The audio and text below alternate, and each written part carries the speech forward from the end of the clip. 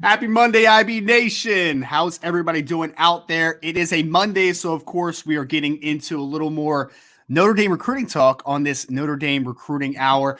Ryan Roberts, Director of Recruiting here at IrishBreakdown.com, joined by recruiting analyst Sean Davis. You are with us every single Monday. Sean, how we feeling, brother? Everything's good?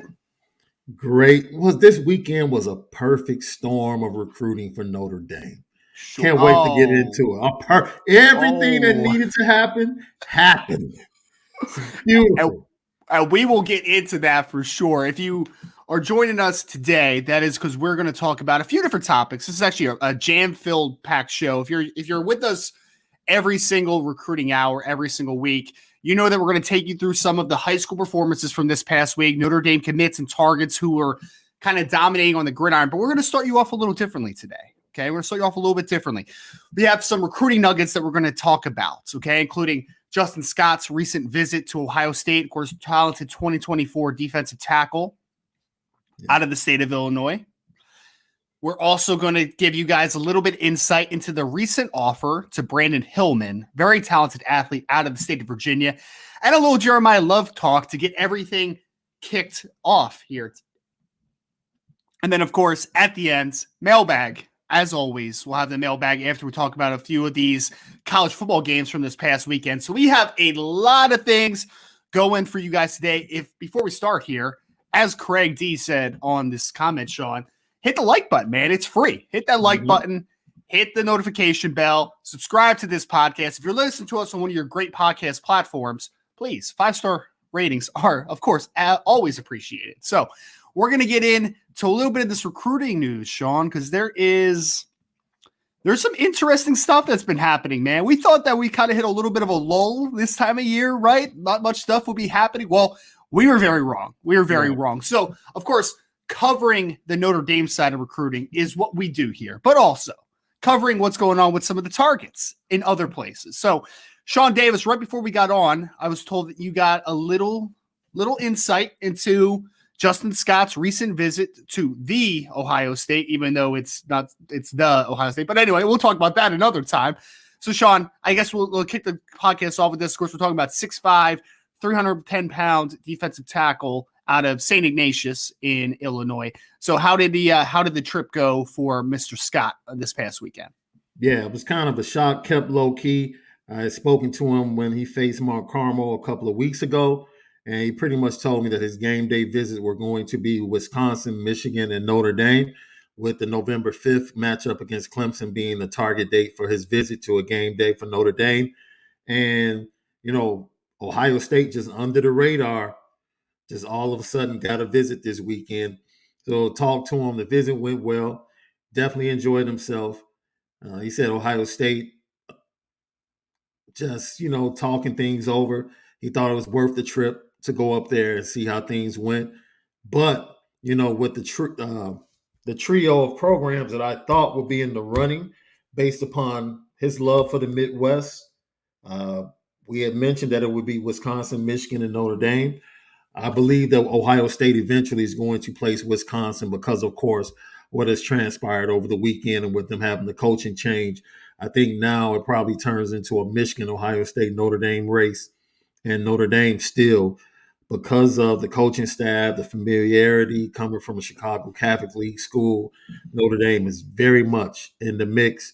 But anytime you have Larry Johnson, legendary defensive line coach, in the mix for a defensive line recruit, you're definitely going to have a battle on your hands. So November 5th is going to be humongous, enormous, whatever adjective you want to use when it comes to the recruitment of big-time guys like Justin Scott.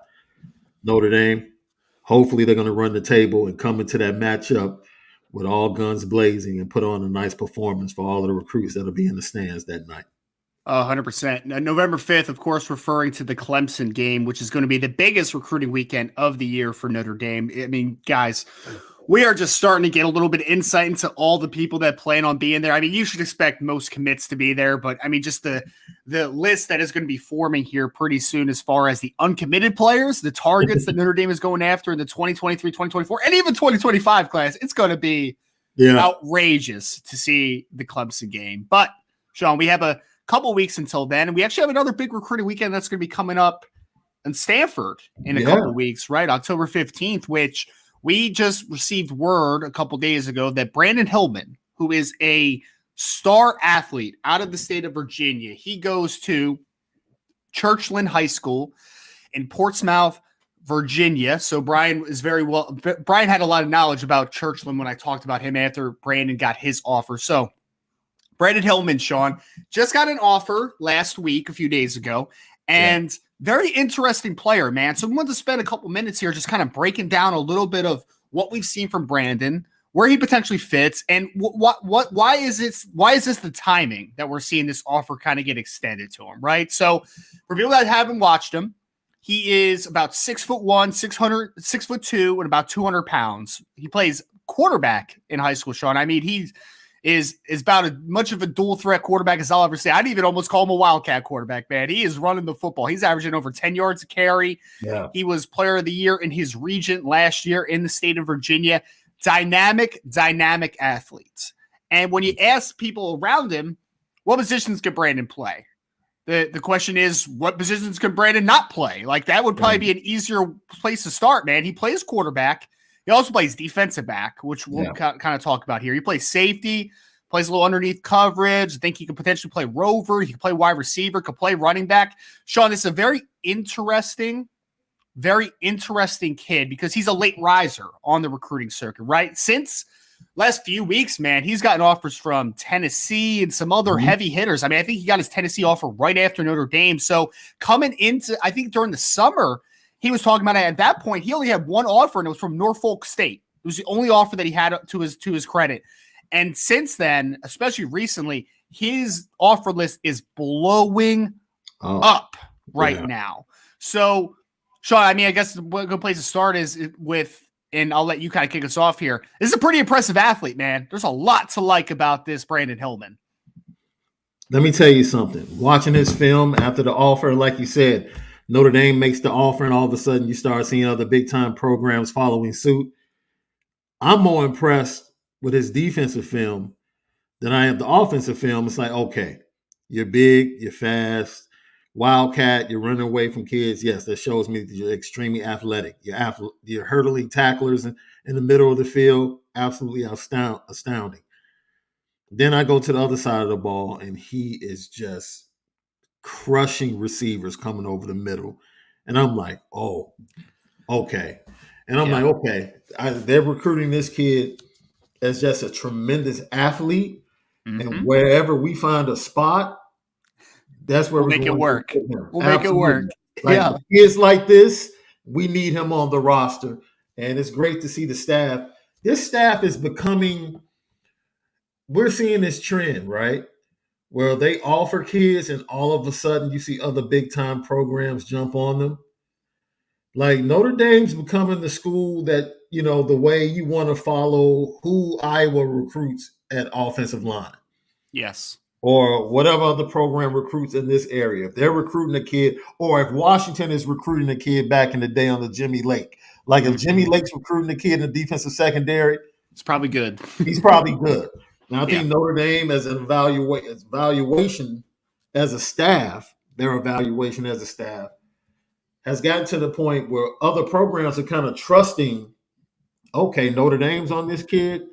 Yep. This kid must be good. Let's look into him. So that's a good thing to know, that other programs are kind of validating, you know, what we thought this staff was going to be able to do from evaluation and then recruiting. Yep. And I'll say this, Sean, since September, his offer list has really started to kind of explode a little bit, right? Like, he's gotten offered from Virginia Tech, from Boston College in September. He got a Vanderbilt offer, Virginia, West Virginia, all in September. And then Notre Dame, of course, came September 28th, offered him. And then the very next day, Sean, he got an offer from Tennessee and Kentucky. So his offer list is expanding quickly. The really nice part that we'll talk about, and for Gideon Rosa, who just put in the chat, have we talked about Jeremiyah Love yet? We have not, Gideon, but we're going to have a really smooth transition into Jeremiyah in a second here, finishing up on Brandyn Hillman. So, Sean, as soon as he was offered, I mean, almost instantaneously, only like a day after, They set up a visit to come to Notre Dame for the first time. He has an official visit set up for October 15th, which again is the Stanford game. And I know a lot of people are going to ask, what position is Notre Dame recruiting this guy at, right? Because we just highlighted that we think he could play a lot, right? We think he could play a lot of positions. Yeah. For me, and this is why I kind of want to start like the in-depth part of this conversation is that I don't think Notre Dame completely knows what position he'll end up playing, if I'm being honest, right? Like, I think that they're very open to like, hey, I watched this kid's film, and I'm with you, Sean. I'm like, defensive stuff, man. I'm like, well, this kid's a rover all day. Could probably play safety too, but like, come play rover, man. If you get big enough, maybe you can play will linebacker. Like, it's possible, right? But I think that Notre Dame is just like, we need that type of athlete. Like, we need that dude, right? And this is, if he ends up playing wide receiver, cool. If he ends up playing running back, cool. If he ends up playing safety, cool. If he ends up playing rover, cool. I'm good with it, man. Pop on this kid's film. I could care less that he's rated as a 3-star prospect right now, because look at the offer list that is expanding right now. Look at all the stuff he does for his team out there in the state of Virginia, and watch the highlight film, man. Just watch it. Guys, if you go watch Brandyn Hillman's highlight tape and you're not impressed afterwards, then we can have the conversation, right? But do not cast judgment on this young man before you have taken a look at the film. Please do not do it, because I'm telling you, this kid's good. He's a really talented athlete. Yeah. And no, I know the question's being thrown out there, and it was a question that was on the message board. You sign up to the message board at boards.irishbreakdown.com, by the way, if you would like, and you should. So, Sean, of course, the first thing that comes out is they offer this young man. And people were like, is this a replacement for Jeremiyah Love? And quickly, the answer is, Sean, no, this is not a replacement for Jeremiyah Love. If Notre Dame lands Jeremiyah Love, they will continue to recruit this Brandyn Hillman kid because they want this athlete in the class. This is not a running back for Notre Dame. This is an athlete for Notre Dame. They want him, point blank period, in the class, even if they get Jeremiyah Love, right? Could Brandyn Hillman end up being a running back? Maybe. Could he end up not being a running back? Also, maybe. We have no idea. All I know is he's a really talented athlete, and that's a perfect transition into where we're going here, right? Let's talk about Jeremiyah Love. We reported a couple days ago that he will indeed be back on campus on the 15th of October for the Stanford game, same game that Brandyn Hillman will be at, okay? I am here to tell you all, no matter who you listen to out in the Notre Dame beats from recruiting side of things, okay? There's been, and even if it's not Notre Dame beat, because there's a lot of beats that are trying to say that Jeremiyah Love is Texas A&M all the way, and might be looking for payouts and NIL and all this type of stuff, right? There's a lot of talk that's going on there right now, Sean. All I'm going to say here is that me, Sean, and the rest of Irish Breakdown have been very consistent that we feel good about where Notre Dame is with Jeremiyah Love, okay? We expect this one to finish up pretty soon in the near future, okay? Yeah. But all I'll say here is that Notre Dame continues to be in a good spot, okay? That's all I'll say out there. We'll see. Again, have to close. We'll see how this finishes up, Sean. But I like where Notre Dame is, right? And getting him back on campus tells me that obviously there's high interest from the Jeremiyah Love side of things. Yeah. And it'll be great to get a couple very talented playmakers back on campus for the Stanford game on the recruiting side. Hopefully the St. Louis pipeline continues with the recruitment of Jeremiyah Love. We talked about this. I talked to Christian Gray. They faced each other. It was about 2 weeks ago. And a little bit over a week ago, they faced each other when Christian Brothers took on Desmet.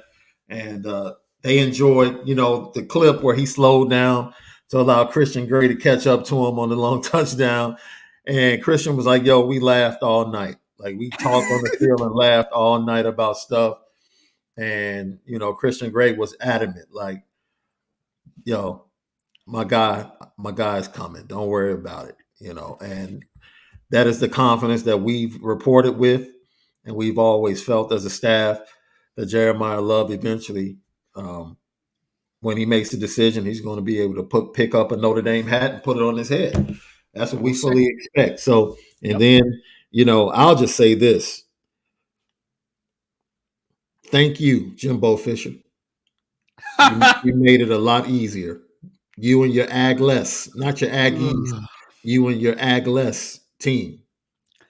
Can we say this, Sean? Because look, I wanted to talk a little bit about Peyton Bowe when we get into the high school breakdown a little bit, but the two biggest threats to Notre Dame for potential commitments, you mentioned it. The Aggies did not have a very good showing against Mississippi State, and Oklahoma did not have a very good defensive showing against TCU, man. But we'll talk more about that game. But yes, to your points. When Max Dugan and Adrian Martinez are lighting you up. Yeah. I guess you could look at the other way and be like, but I mean, they really need Peyton Bowe. And you're like, sure. I guess you got a point. They really do need him, I guess. But regardless, I think Notre Dame won this past season. I mean, this past week and didn't even play, which is pretty funny. That's beautiful, right?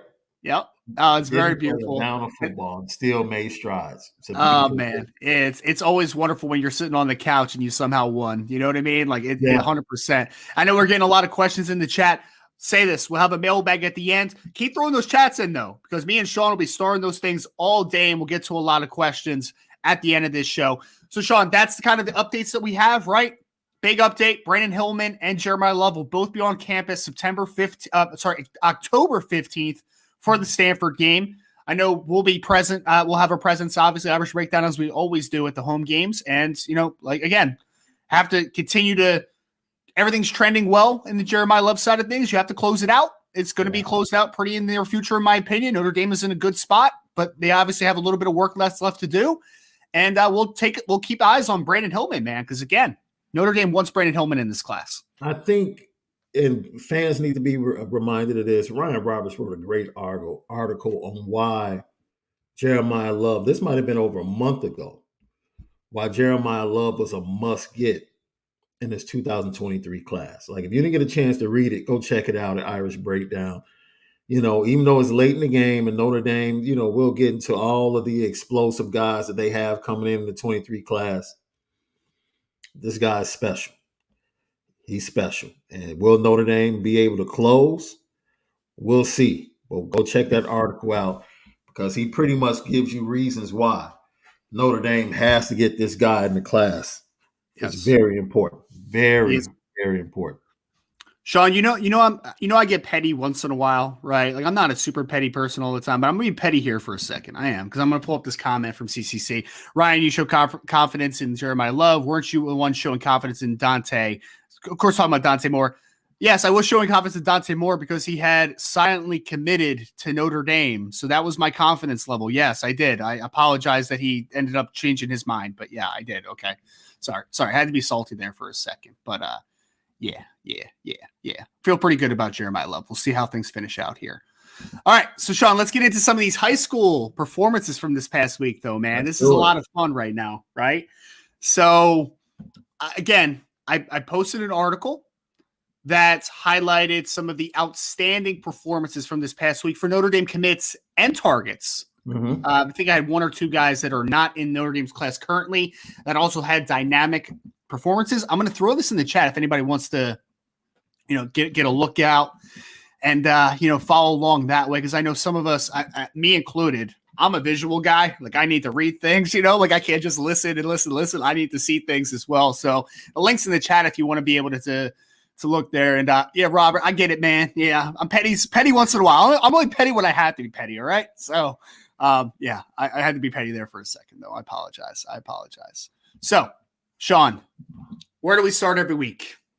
What do people want to talk about? I think we're going to go up to Michigan, a city named Saline, and a quarterback of Saline High School. Yeah, that's exactly where we're going to go because Saline won this past game 56-0 against Pioneer. Of course, that is the school of 2024 quarterback commits, CJ Carr. Yeah. Sean, we talked about this extensively, right? After his first week, less than stellar performance where he had 4 turnovers in the game, right? Yeah. This game was about as opposite as you can from that game. He was, and CJ Carr, I think, may have played one drive into the third quarter or something like that. It was not much. So he, in the game, threw 14 passes. He was 13 of 14 passing for 251 yards and 5 touchdowns, Sean. So he had, folks, stay with me on this one, right? He threw 5 touchdowns. He had 1 incompletion. I say again, he had one incompletion and he threw 5 touchdowns. I'll say for a third time, he had 5 touchdowns and threw 1 incompletion all day. Sean, it's not bad, man. It's a decent day. No. Decent day for CJ Carr. Oh, absolutely. To say the least. Look, when we watch this guy's game and film, we're like getting to the point where we have to nitpick, right? Like, okay. But this is the question. This is the question. And I have to admit, I got this from my guy, Malik. I have to admit it. I didn't come up with this. When we're watching quarterbacks for Notre Dame, I don't care about stats. I don't care about wins in high school. I don't care how many state titles they win. My eye test has to tell me that they can beat Alabama and Georgia. Can I beat Alabama and Georgia with this kid? Ladies and gentlemen, we are reminded every week that the answer to that question is yes. Yes. A resounding yes. Mm-hmm. You can win a big game in the college football playoff with this young man. Now, interesting stat. If you look at the top 20, Ryan, if I'm not mistaken, there was only one sophomore or freshman quarterback in the top 20. So what that tells you is, your quarterback usually is going to have to be, unless he's phenomenal, like a Bryce Young as a sophomore or a CJ Stroud, more than likely you're going to have a junior or a senior at quarterback, to make your team good. And, it's going to take time, even when CJ Carr gets on campus.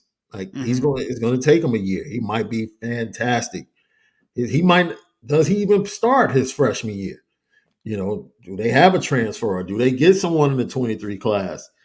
Those things remain to be seen. But whenever he gets his opportunity, you feel comfortable with what you see on film from this young man week in and week out. And once again, he still has another year of high school.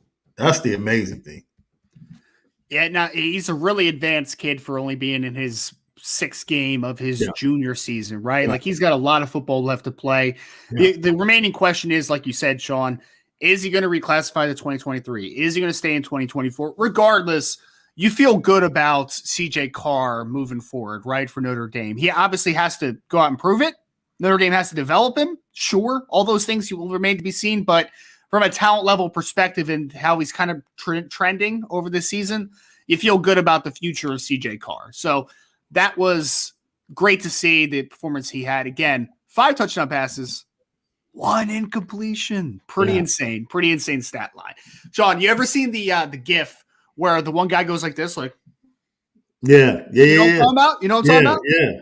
That was my response this past week to some of these stat lines for these skill position players, man. That was me. I was like, he did what?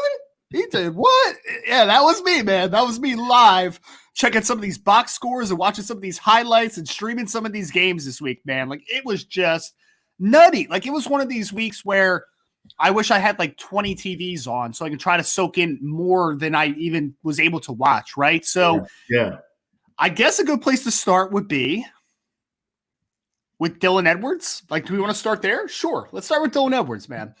So Dylan Edwards, Derby High School out of the state of Kansas, 70-13 victory over Hayesville campus, Sean.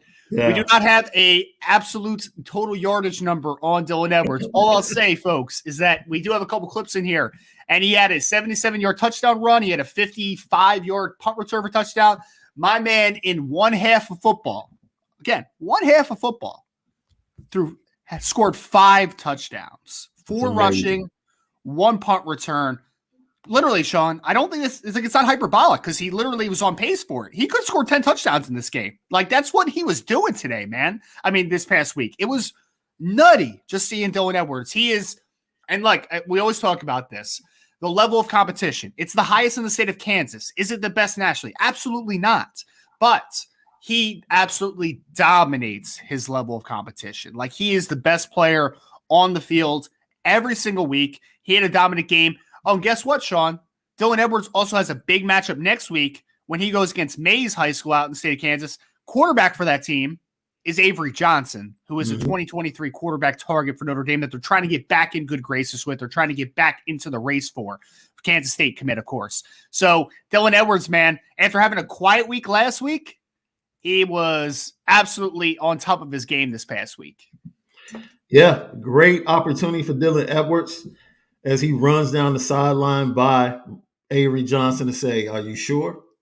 Are you sure? We can do this together."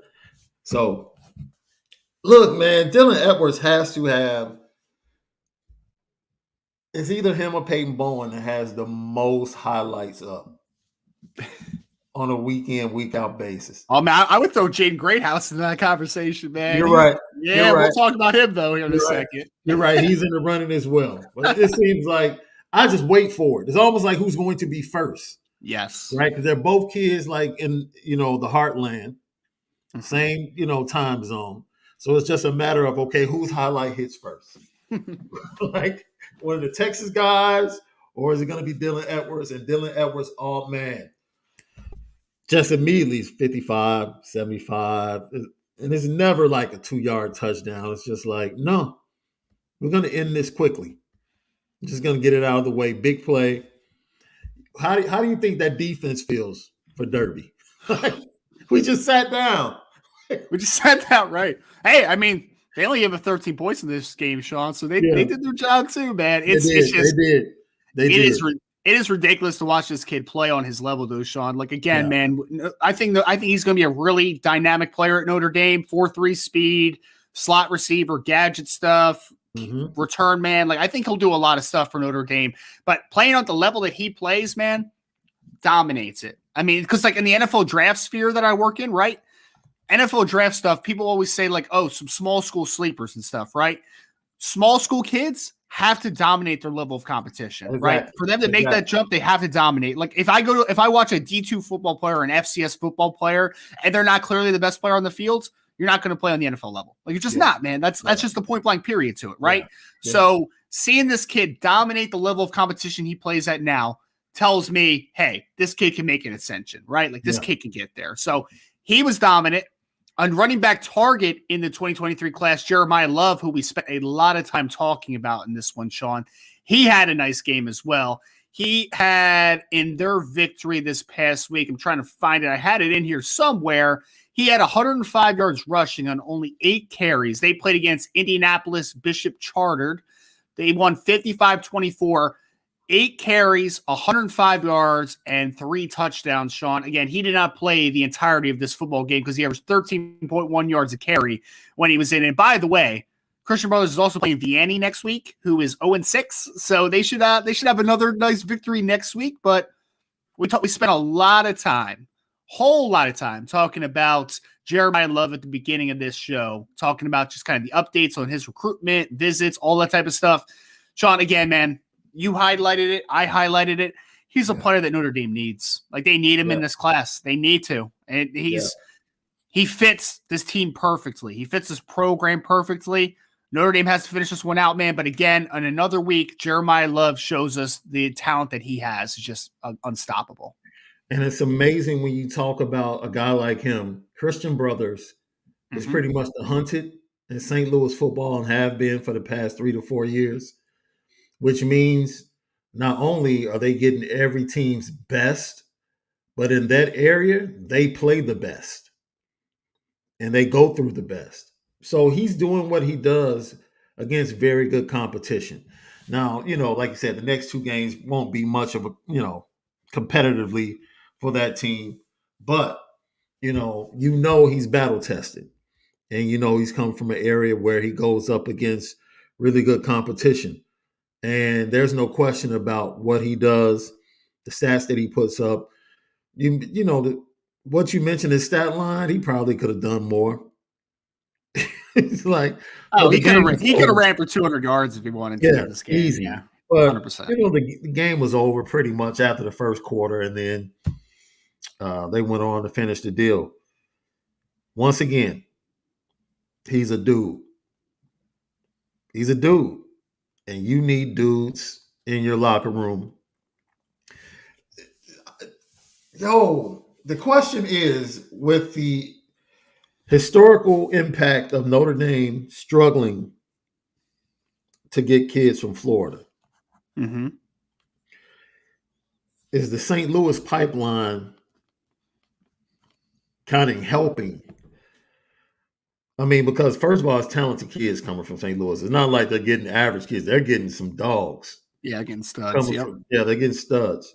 But if you're not going to be able to get kids and you can supplement it by doing your diligence in Michigan and doing your due diligence in Ohio and doing your due diligence in Illinois and then having a pipeline from St. Louis, it's like, okay, like even if we can't make an impact in that state, if we do a pretty good job like we've been doing, we're going to be fine, especially if we're getting the top guys. So it's a wonderful trend, but this is a type of kid, like you said, you have to get. Yeah.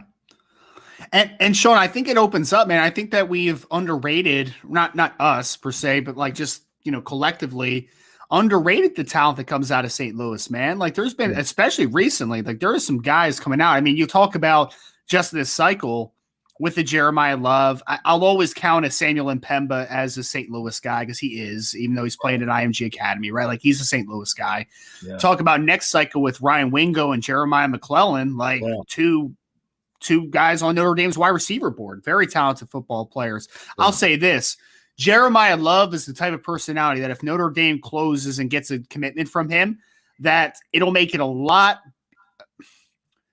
lot better chance of getting a Ryan Wingo, right? Getting a Jeremiah McClellan, obviously, who is his teammates already at Christian Brothers. He's kind of I don't want to say he's like a key to unlocking St. Louis, but like he's a good step, man, because Jeremiyah Love has a great personality. He's got his fanfare. He's got kind of that outlook to him, right? So, again, I'm not saying that if they get Jeremiyah Love, they're definitely going to get a Ryan Wingo in 2024. That's not what I'm saying. What I'm saying is that it strengthens your chances and it starts building that pipeline into St. Louis. That's what I'm saying. So. I think Christian Gray, in talking with him, has been I forgot about Christian Gray. I'm an idiot. Yeah, keep going. No, it's like he's been very transparent of being very aware of Kyron Williams, of Gabriel Rubio. Now, these are guys that came before him that he watched growing up as a young kid, going into high school. Tyson Ford, knowing how much of a dude Tyson Ford was in St. Louis football.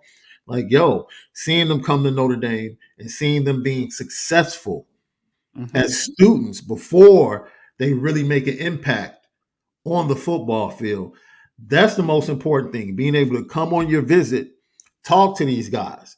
What is it like? What is it going to be like? And they give you an honest answer. And they've already adjusted without the football really taking place. And they're really just starting to get into their own on the football field. It bodes well. Christian Gray getting him. The next step, hopefully, is Jeremiyah Love. Now you have two guys, two studs coming from the same city. Yep. Now, let's go stack that with two more. Let's go get Jeremiah McClellan. Let's go get Ryan Wingo in the same year. Heck, Samuel Mpemba, even though it might be a long shot, he's still on the hook. He'll be in town for the Clemson game. Yep. It might sway him seeing Jeremiyah Love choose Notre Dame. Does it have an impact on him?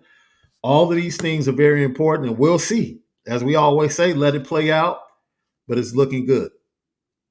Well, and Sean, the one other big aspect is that although Missouri just played a really tough game against Georgia, Missouri football is not in a great place right now, right? So there's no in-state power in Missouri. So if you're able to, you're not to outmaneuver the Oklahomas of the world and some other Midwest schools, right? But if you're able to get into St. Louis and consistently get guys out of there, because it's not like they're just once in a blue moon guys. Like literally in the next two cycles, we already mentioned Christian Gray. We talked about Jeremiyah Love. I talked about Ryan Wingo. I talked about Jeremiah McClellan. Like there is some dudes coming out of the St. Louis area. So being able to take advantage of a program that is severely down right now in Missouri. I mean, I don't know if Eli Drinkowitz is going to last the year, if I'm being completely honest, even though he just had a nice show and like he's not been great.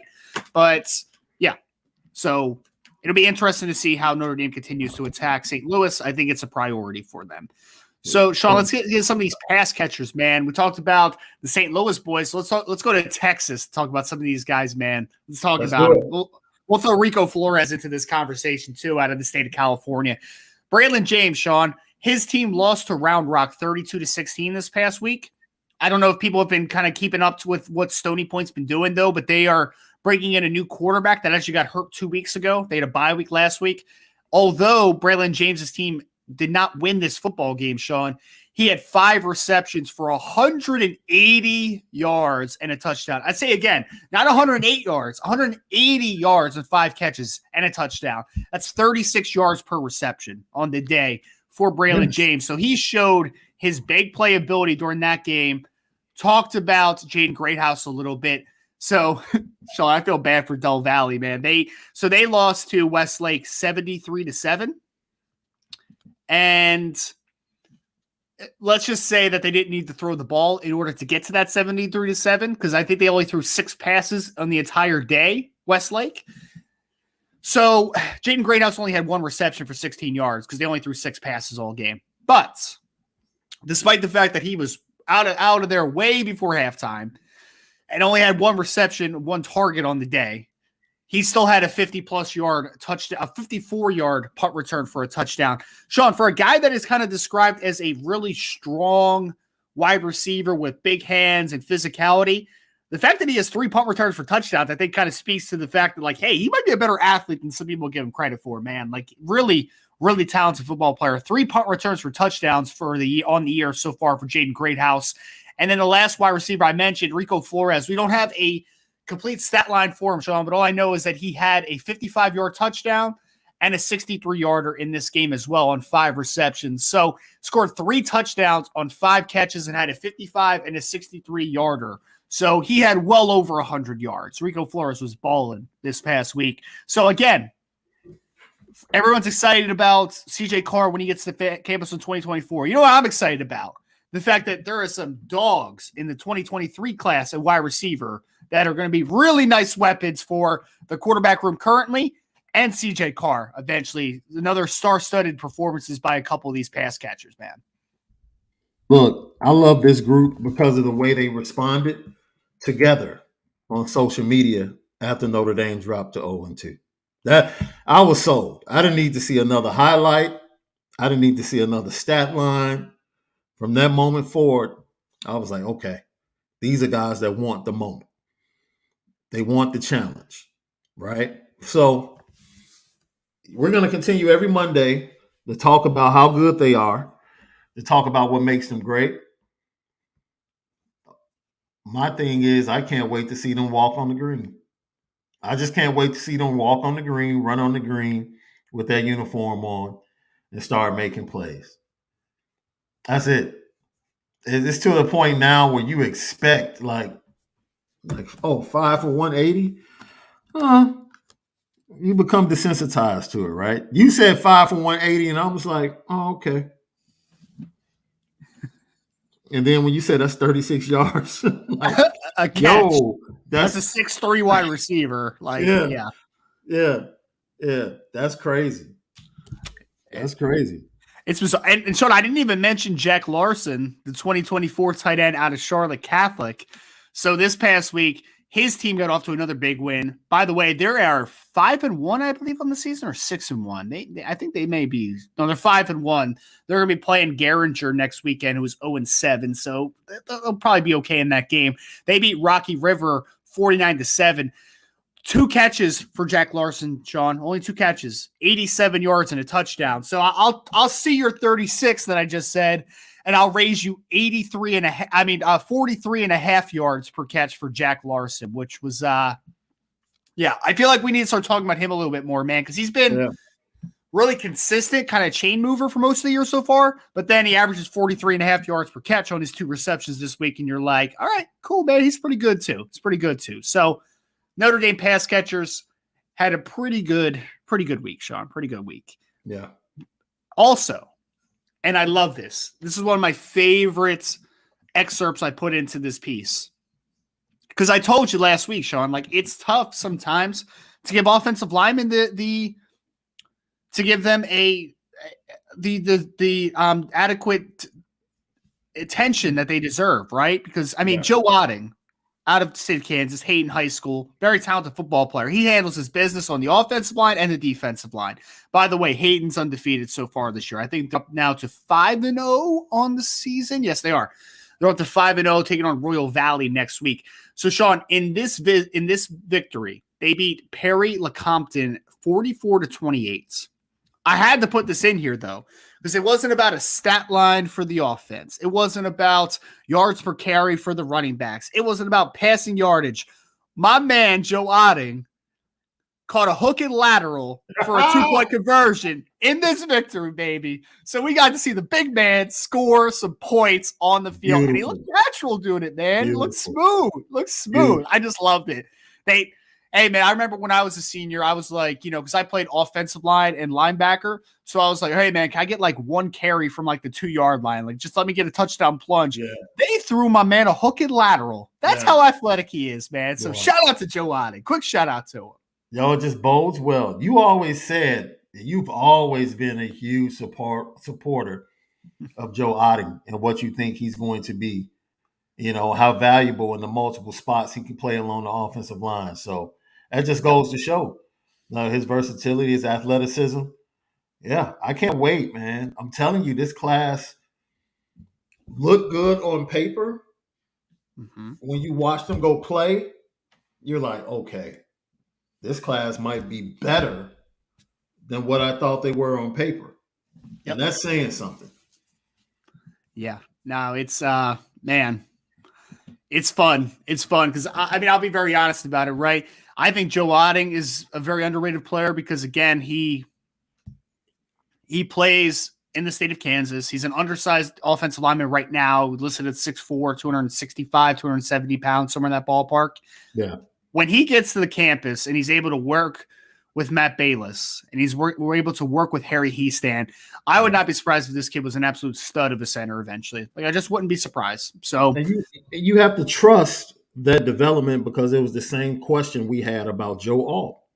Yeah. I remember when they got Joe Alt, we were like, okay, this kid has spent the majority of his career in high school playing tight end, but they want him as a tackle. Like, man, he's going to have to pick up some weight, gain some weight. He comes in, Matt Bayless jumps right on him. Next thing you know, midway through the season, oh, here's your new starting left tackle as a true freshman. Like, right. Okay, all right. And away we go. So, when you hear about Joe Otting and you look at his frame, you're like, okay, when you hear about Emil Wagner, you look at his frame, you feel comfortable knowing that athleticism is going to be able to be a great foundation for them to be able to go ahead and put on muscle, pounds, and then ultimately become what this program and this coaching staff thinks they can be on the offensive line. Without a doubt. I'm excited because, look, there's some questions right now about the Notre Dame offensive line from the perspective of, will they take another offensive tackle type to replace Elijah Page? It's a good question. I don't know the answer to it right now. Like, I've thrown out a couple names that, like, I would take a look at if I was Notre Dame, right? I think there's some intriguing options still out there. But regardless, it's a very talented 4-man class that Notre Dame has. It's very talented. I mean, Charles Jagasaw, Sullivan Absher, Sam Pendleton, Joe Otting. That is a very good baseline. If they want to add one more in there, go for it. Yeah. But all I'm saying, though, Sean, is, and I keep kind of harping on this, while I would agree that Joe Otting is the one least ready to play year one, I would not be surprised if eventually Joe Otting is one of the better offensive linemen to come out of this class, 2023 class for Notre Dame. Because, again, I think a lot of Charles Jagasaw, right? Yeah. Like, I think he's going to be a stud. Sullivan Absher, I think, has a lot of talent to dig into and a big frame. Yeah. Joe Otting is the least sure thing because even as Sam Pendleton is physically advanced, like he's 6'4", 305 pounds, like he's physically ready to go and compete at the college level. Right. Joe Otting isn't, but what Joe Otting is a really good athlete. Yeah. And he plays really hard. So when those two things combine and the body develops, I think there's a lot of upside to a Joe Otting. So again, we don't take a lot of time aside from like film breakdowns to really appreciate offensive line play all the time as a culture, like actual, like everyone, not just me, not just you, not just like Irish Breakdown, everyone. And all I'm saying is I think Joe Otting could be a really good football player at the next level. So I'm excited about it. Yeah, For the it's like offensive line play. You really don't pay attention Mhm. until you don't see anything coming from the other side, Yes. right? It's like, Your, oh, your eyes are taught to watch the football. Like yeah, as an average fan, our yeah, eyes is taught to just watch where the football goes. But when yeah, you take the time to watch the offensive line play, the defensive line play, and you kind of see where the real action is, if we're being yeah, completely honest, it yeah, kind of changes your perspective on the game a ton, right? And yeah. it does. And to your point, Sean, offensive linemen are judged more by not being noticed, right? Right. Like, oh, wow, that defensive lineman didn't have any tackles, any hurries, any quarterback sacks in that game. And then you're like, oh, I guess that means that Joe Adi must have played a good football game. I guess that means Yeah. that Joe Alt must have had a good game. I continue to kind of put out there, and I don't know if you agree with this, Sean. I think Joe Otting is still a little bit underrated, right? I mean, not Joe Otting. I'm sorry. Joe Alt is a little bit Okay. underrated because if you go on PFF, which again, I hate their grading system, but like whatever, Yeah. he is the top rated offensive tackle in college football right now through 4 games. Yeah. He's played great football. Yeah. Joe Alt has been awesome. But Joe Alt doesn't have the highlight film that a Blake Fisher will have, for instance, because Blake Fisher, there's plays where he'll just drive someone like 10 yards downfield and pancake him, right? Right. That's not really Joe Alt's game. No. Joe Alt is a technician. He's a positional blocker, and he just negates everything, right? And you don't pay enough attention to a Joe Alt because he just kind of does his thing, man. Like he's consistent. He does his job, and you don't really give him the credit he deserves until later in the season you're like, oh, wow, Joe Alt only gave up 1 sack all year. Right. Like, yeah, that's what he does. That's what he does. That's his game. You come to take him for granted, right? Like, okay, Joe's there. You know, I think the first highlight that I really was like, wow, was against North Carolina when they asked him to jump out and pull on a play. He can move, man. And I was he like, can move. yo, Yep. that big man can move. Yeah. Like, okay. And Sean, I mean, honestly, even at the end of the season, let's say Blake Fisher takes a nice step, and we'll say it like this, right? Let's say the level of impact is the same for Joe Alt and Blake Fisher the rest of the way, right? Say that they're pretty much on even level. Everyone will talk about Blake Fisher because he is the more exciting player. He's the more dominant potential player. And they won't give the credit to Joe Alt because he is the steady guy. He's not sexy. Like he just gets stuff done. But then you see him in the second level moving and you're like, oh, he can actually move really well too. It's just Blake Fisher's a freak on the other side of him. So he's going to get more credit. But yeah, I just want to kind of highlight that like, I think Joe Otting could be not a similar player to a Joe Alt because Joe Alt's a potential All-American. Joe Alt maybe could be a first-round draft pick one day. Like, he's that good, in my opinion. I'm not saying Joe Otting's ever going to be close to that. What I'm saying is that I think that Joe Otting could be a good to very good football player on the next level, and he's one of those guys you just forget about, man. Like, it's just like you take him for granted, to your point, right? Because he doesn't do anything exciting. He just gets the job done, and that is really, really exciting to kind of keep evaluating here. Last couple of players we'll talk about, Sean. Defensive players on this week. I really want to talk about one game heavy here, but let's start with Peyton Bowen, who his Geyer team beat Boyd 56-7. Peyton took a punt back 59 yards to the house in this one, Sean, which was really impressive play. He's taken multiple punts back for 6. And I'll just put it like this, man. Peyton Bowen, whether it is defensively, special teams wise, or sometimes offensively, he can pretty much do whatever he wants on a football field, man. He's that type of athlete, right? Like he is a special football player. And this is why Notre Dame fans are so worried about a potential decommitment if it ever happens, right? Because they know what we have with Peyton Bowen is a potentially special football player. And we saw it again, man. And I'll say this, Sean, I think we talked about this maybe last week or the week before. I can't remember. Geyer, I think, has revenge on their mind, man. I really do. Because again, they were a really good team last year. They lost to Westlake 40-21 in the state championship game. They are blowing dudes out this year so far, man. I think that they are on a course and a journey to prove that they can take down a Westlake. They can take down the best teams in Texas because we know they're a really good team. Again, you can't make it to the state championship game on that level if you're not a really good program. You're not a really good team. They were a really good team last year. But I think that they have a little bit of a chip on their shoulder, and they want to get back to the dance, and they want to win it this time. Look, we see this all the time, right? With matchups, rivalries. They went up against a pretty darn good quarterback last year. Westlake had a pretty good guy at the Signal leading the charge, for them last year. And that's been the transition, right, for Great House and those guys this year. Like trying to figure out, who's going to be the signal caller. And, he started off slow because of that. And now he's starting to pick things up. But like you said, it's going to be a massive, massive game when you have those two teams on the field. And they're probably going to play each other again, in the playoffs. So I don't know, man. Because the matchups are everything. It's just certain teams that have your number.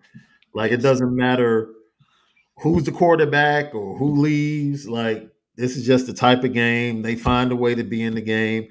And look, I'm going to be interested in seeing, do we get the same type of highlights when these two teams match up, or is it going to be a closely contested defensive battle where, guys are playing close to the vest, coaches are playing it close to the vest? It's going to be interesting to see how things go. But there's definitely going to be a field full of playmakers. Yeah. It's going to be exciting, man. I'm interested to see again that matchup if it happens. Because look, all I'll say is this: is Westlake is a great football team, right? They're undefeated. They're sitting there. You have Drayden Greathouse, who's a phenomenal football player. But you did lose Cade Klubnik, right? You did lose your starting quarterback, and the passing game has not been quite as high volume this year because you don't have a quarterback, right? You have young guys that have taken over the mantle and are still establishing themselves, right? So it's going to be interesting because I just don't think – I mean, last year, Jaden Greathouse had like 7 catches for 230-something yards and 3 touchdowns in the state championship game. I don't think you can count on him doing that again just because of the quarterback situation. It's not so much him. He's still a great football player. I'll be interested to see, though, if Westlake gets a rematch with Geyer. I'm interested to see what that looks like because Westlake sitting there undefeated, Geyer sitting there undefeated. Geyer fell to them last year in the state championship game. That's one that I'll be keeping a very, very close eye on to see how that matchup. Because again, a lot of Westlake's team, a lot of Denton Geyer's team is back this year. Like we talk about Peyton Bowen. We've talked about Eli Bowen a lot on this show. 2024 cornerback who's Peyton's brother, who's a very talented player. Ryan Yates in the back end on that secondary is a very talented football player. Of course, they have Jackson Arnold at quarterback, who's a very talented football player committed to the University of Oklahoma. That team is loaded. It is. Westlake, though, they've won 48 straight games for a reason, right? I mean, they are so talented. You have Jaden Greathouse. You have Colton Vasic at defensive end, committed to the University of Oklahoma. A lot of talented football players potentially in that rematch that I want to see, man. I want to see that game, right? So last game that we wanted to talk about, though, and this is one that, I mean, for me, guys, like this one is one for Notre Dame's circumstances, is one of the more intriguing games from this past weekend. So we had Christian Gray, who we've talked about a ton, 2023 cornerback out at Desmet Jesuit, excuse me. They went off against St. Louis University. They won 37-20. Why does this matchup matter outside of Christian Gray? It's because on the other side of Christian Gray, Ryan Wingo was playing for St. Louis U. And man, I'll say this, and I've said this a couple times already. Christian Gray has had just a ridiculous slate of games to start the year. I mean, first week they play against a really good football team. Second week they play against IMG Academy. Now they play against Christian Brothers 2 weeks ago. This past week, now you play St. Louis University, who is not quite on par to like those top teams in the St. Louis area, but still, I mean, St. Louis U has Ryan Wingo in the class, right? So like really talented, a really talented team and a talented player, obviously, Sean. I mean, Christian Gray gets to go one-on-one with Ryan Wingo this past week, and Christian Gray comes out on top. I'll say I got some insight, 7 total tackles for Christian Gray on the day, 2 interceptions. He also took one back to the house, 55 yards. I don't know if you saw that jump, that route he jumped.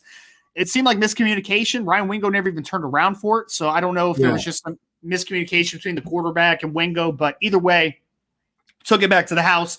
Most impressive part, though, Sean, outside of the two, I wouldn't even say outside of, even more impressive than the 2 interceptions that he had and the touchdown was that he was matched up against Ryan Wingo a lot, and he gave up one catch for 13 yards, 2 catches for 13 yards. He gave up 2 catches for 13 yards to the number 1 potential wide receiver in the 2024 class. So Christian Gray came to play some football, man.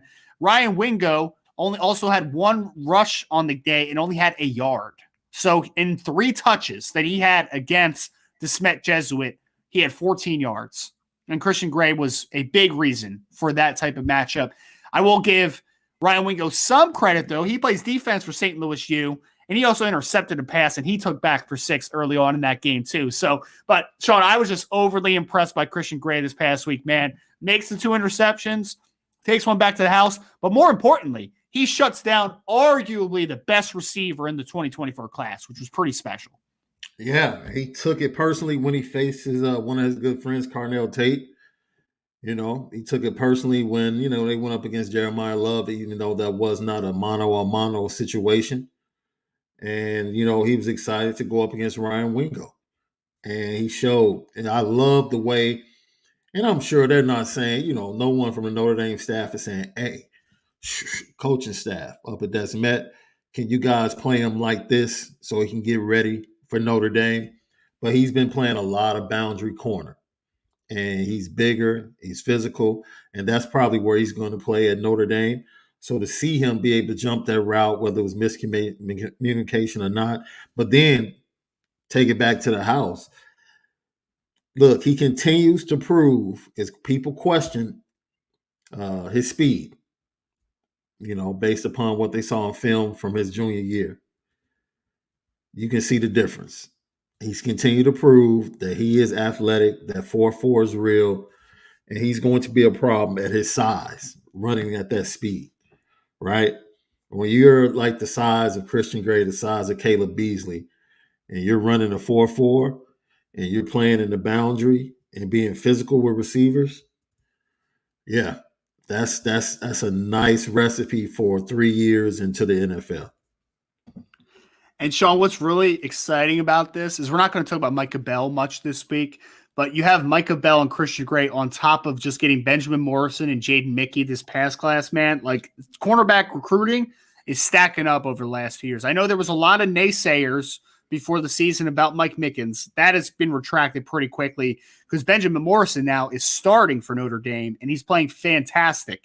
And, I was talking to Brian. I think we were on the Saturday show when Brian said, like, I wouldn't be shocked if Benjamin Morrison's a freshman All-American when all is said and done, right? Like, they are stacking cornerback classes right now. So it's exciting, man. It's exciting. And don't underrate Christian Gray because at 6'1", with the 4.4 verified speed and the playmaking ability he has a chance to play pretty early out on Notre Dame, in my opinion. And he's a long strider. That's the thing. He's a long strider. So his speed is going to look like he's really not running as fast as he is, but he's picking them up, putting them down, and taking up space, man. He really is. And his added value in the special teams and kick return game. Yeah. We talked about it. Sure, was it last week? Like, Christian Gray might be like the 5th best kick returner in this 2020 class, which is stupid, man. It doesn't even make sense. It's like he could literally return kicks at a pretty high level on the college level, but then you still have guys like Peyton Bowen and Micah Bell and Jeremiyah Love potentially. Like, there's guys that are just like, man, getting some of these guys back there is just going to be incredible. Braylon James is a really good kick returner too. Like, there's just so many guys. So that's kind of the not quick synopsis. We're an hour into the show, but that's the synopsis of state of recruiting for Notre Dame. That's also kind of the outlook of what the high schoolers did on their level this week. Some of the better performances that we saw on the high school level. Sean, we want to get into a little bit of college football talk, man. So before we get into the college football talk, if you could share, subscribe to this podcast, hit the notification bell. We really appreciate it. And 5-star reviews are always very much appreciate it if you're listening to us on your favorite podcast platform. So make sure to hit that like button, folks. Again, as we mentioned early on, it's free to like this video. So we appreciate you so much. Now, let's get in to college football talk for the week. All right, Sean. Well, it was a really interesting week of college football, right? We have a few games that we wanted to kind of highlight. I'll say this first and foremost. It was nice. I was able to take in so much more college football this week, which was awesome because Notre Dame game, and Notre Dame didn't lose this week, right? So like it was great. Like it was a great week. I got to watch a lot of different teams, a lot of different games, and it was really entertaining, man. Really entertaining. So let's get in. We picked out a few games that we wanted to highlight here. And again, we'll be doing the mailbag at the end. So you can keep throwing in questions, though. I see there's a lot of great questions already in the queue in the chat. So thank you all so much for that. So, Sean, a game that is pertinent to Notre Dame. We talked about it already, right? November 5th, Notre Dame is going to be welcoming Clemson to town for a big recruiting weekend and a massive matchup potentially for Notre Dame if they're able to get into that game at 6-2. So Clemson defeated NC State, who was undefeated, top 10 team in the country. Clemson was sitting at number 5. NC State was at number 10. Clemson defeats NC State 30-20 in this football game, Sean. It was kind of teetering at some points, right? Like I think NC State was actually winning at halftime, if I remember correctly. I think it was like 13-10 at halftime or somewhere in that ballpark. So NC State, and I kind of talked about this on the Saturday show. NC State played tough early, man. And there was Devin Leary, I thought, had a couple of really nice balls. But at the end, I think the better athletes won, right? Like I think Clemson was just a little bit of a higher caliber of team from a talent perspective. And ultimately, they got the dub in this one, 30-20. I'm going to be honest. Mm-hmm. They made Devin Leary look really questionable at quarterback. At times. Yeah, you're not wrong. You're not wrong. They are so good up front. And, I still question, the offensive line when put to a true test. I still question DJ when tested. They're not really explosive, but they will make explosive plays. But what they've done a great job of using their athletic tight ends. Yes. So like they go to this power set, and it's very similar to what Tommy Rees tries to do. Like keep the two tight ends on the field, but just go to various formations and look for the matchups, especially in play action and RPO. Mm-hmm. And they're very successful with that. My only thing is when they go up against a tough defense, that's able to shut down Will Shipley in their running game and Moffitt, what happens to DJ then when it becomes uncomfortable? Yes. I'm very interested in seeing that. They were comfortable playing at home, I believe. I think they gained some confidence coming off of that Wake Forest game, being able to win that big game on the road the way they wanted, with their offense leading the way. So Clemson is going, when they come in town November 5th, they're going to be a good team. But they're still going to have questions. They're going to have questions. And I expect that Notre Dame will be better as a team than they are today at that point. So it's going to be a really, really good matchup. I was disappointed. I thought North Carolina State would put up more of a fight. I was kind of disappointed. Yeah. This is what I told you guys. Like you and Brian were talking about Devin Leary, and you guys liked him. And I'm like, he lost a lot around him. Like losing that left tackle, that's a big deal, especially going up against Clemson. Losing the running backs you had and some of these. Yeah, they lost both Zonovan Knight and Ricky Person from last year. So that was my only concern, like him having to feel like or being put in a position to have to carry a greater load and how he would respond to it. But it was tough. It was tough. Yeah. I mean, Sean, for me, again, like I feel like NC State was kind of matching competitiveness pretty early in this game, but especially in the fourth quarter, especially, it was kind of, I mean, like you saw just the difference in physicality that they have on the defensive and offensive line like that. Because, I mean, I'll say this, though. I'll give Clemson credit. They played a lot better pass defense this week than the week prior. I mean, they looked terrible against Wake Forest, and they settled in this game. So give Clemson the credit, man. Like, they rebounded a little bit from that 51-45 victory over Wake Forest. So, yeah, I think that look, we can talk about Clemson's strengths all we want, right? They are a really talented football team. We'll see what it looks like on November 5th, obviously, because, slides happen, injuries happen, like everything happens. So we'll kind of obviously break it down that week. But again, Clemson's sitting here undefeated, coming off of a top 10 win. I don't know. We can probably have a deep conversation on whether NC State was deserving of being in the top 10. That's a different conversation, but they took care of business. So good for Clemson. And once again, man, prayers up to Brian Brzee. He missed the game, something with his blood work, and I hope things, work out for the best. He's already, him and his family, gone through enough over the last couple of years. So last couple of weeks, man, like they're going through a lot.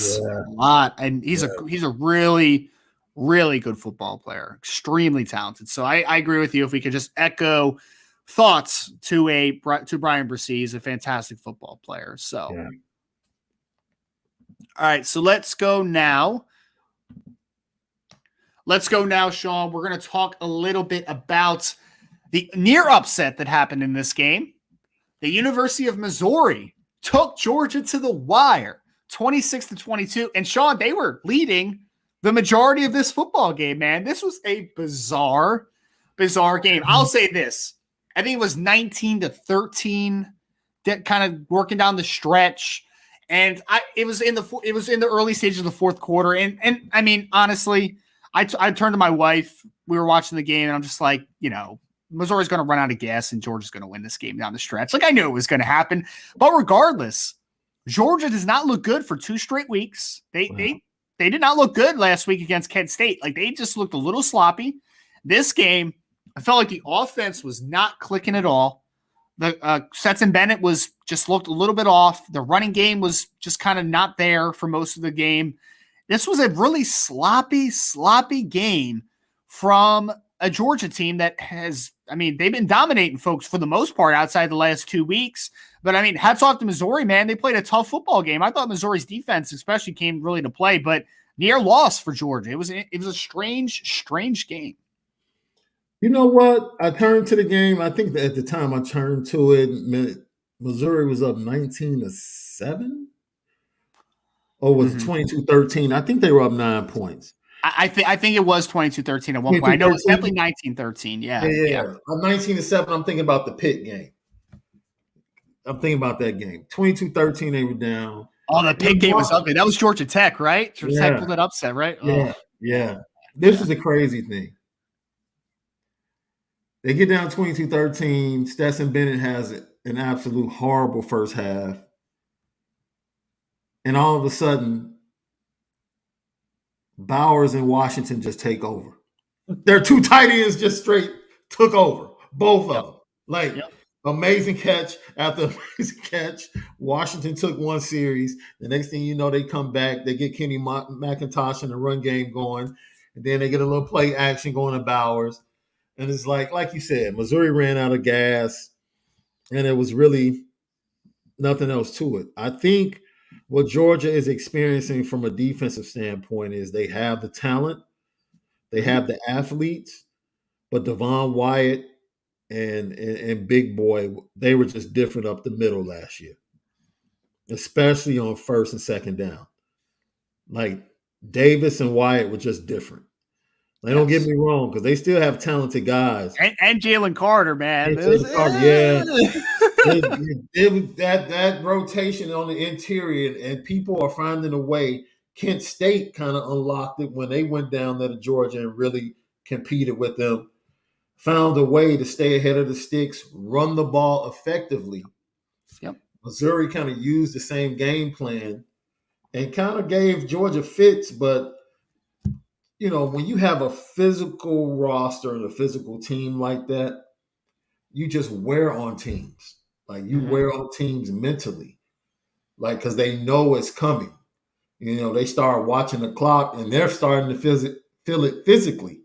So That's what you watch. You turn because you saw the score, right? You turn like, oh snap! Wait a minute, what's about to happen?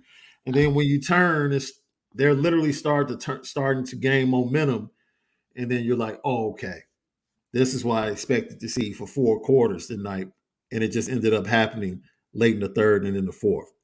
Sean, you know why this is such a weird team, this Missouri team? Because they've been getting killed by folks, man. Like, they haven't looked good this year. They haven't looked good at all. And you know why it's even more puzzling? Is the fact, and I've talked about this with a lot of my NFL draft friends, a lot of my scouting buddies, even some scouts in the business. And Missouri has talent. They do. I mean, they have Isaiah McGuire up front. The Robinson kid's a talented player. Number 18, I forget his name. The other defensive end's a pretty talented football player. Yeah. Luther Burden was a 5-star wide receiver.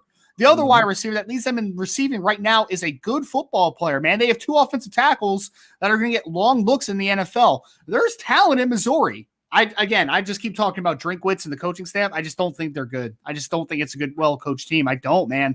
I think there's talent. I think that's why they kept this game close. Yeah. They kept this game close because Missouri does have talent, but ultimately they've lost because, one, Georgia has more talent, sure. Yeah. And then also Georgia's more well-coached. Like, that's just, when you put those two things together, Missouri was going to run out of fuel eventually. And they did. Yeah. They did. And someone put in the chat, and I agree, Missouri had to settle for so many field goals in this game, right? Like, they couldn't finish drives. They finished drives.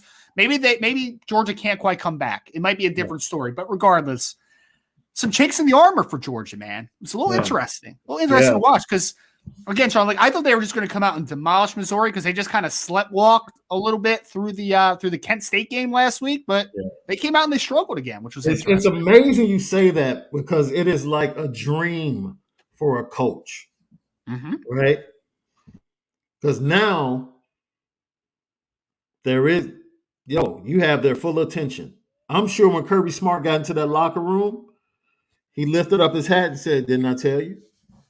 Didn't I tell you if we didn't do the little things, that stuff like this could happen?" So now for 2 straight weeks, we have to go to the fourth quarter and fight against Kent State and against Missouri. Now, are you guys going to listen to us from now on, or do you want to go through this again? I'm pretty much sure that was his message. And I'm sure now the players are like, oh, okay, we got to lock in. Like, we aren't just on cruise control from last season. Like, this is a totally different season, new team.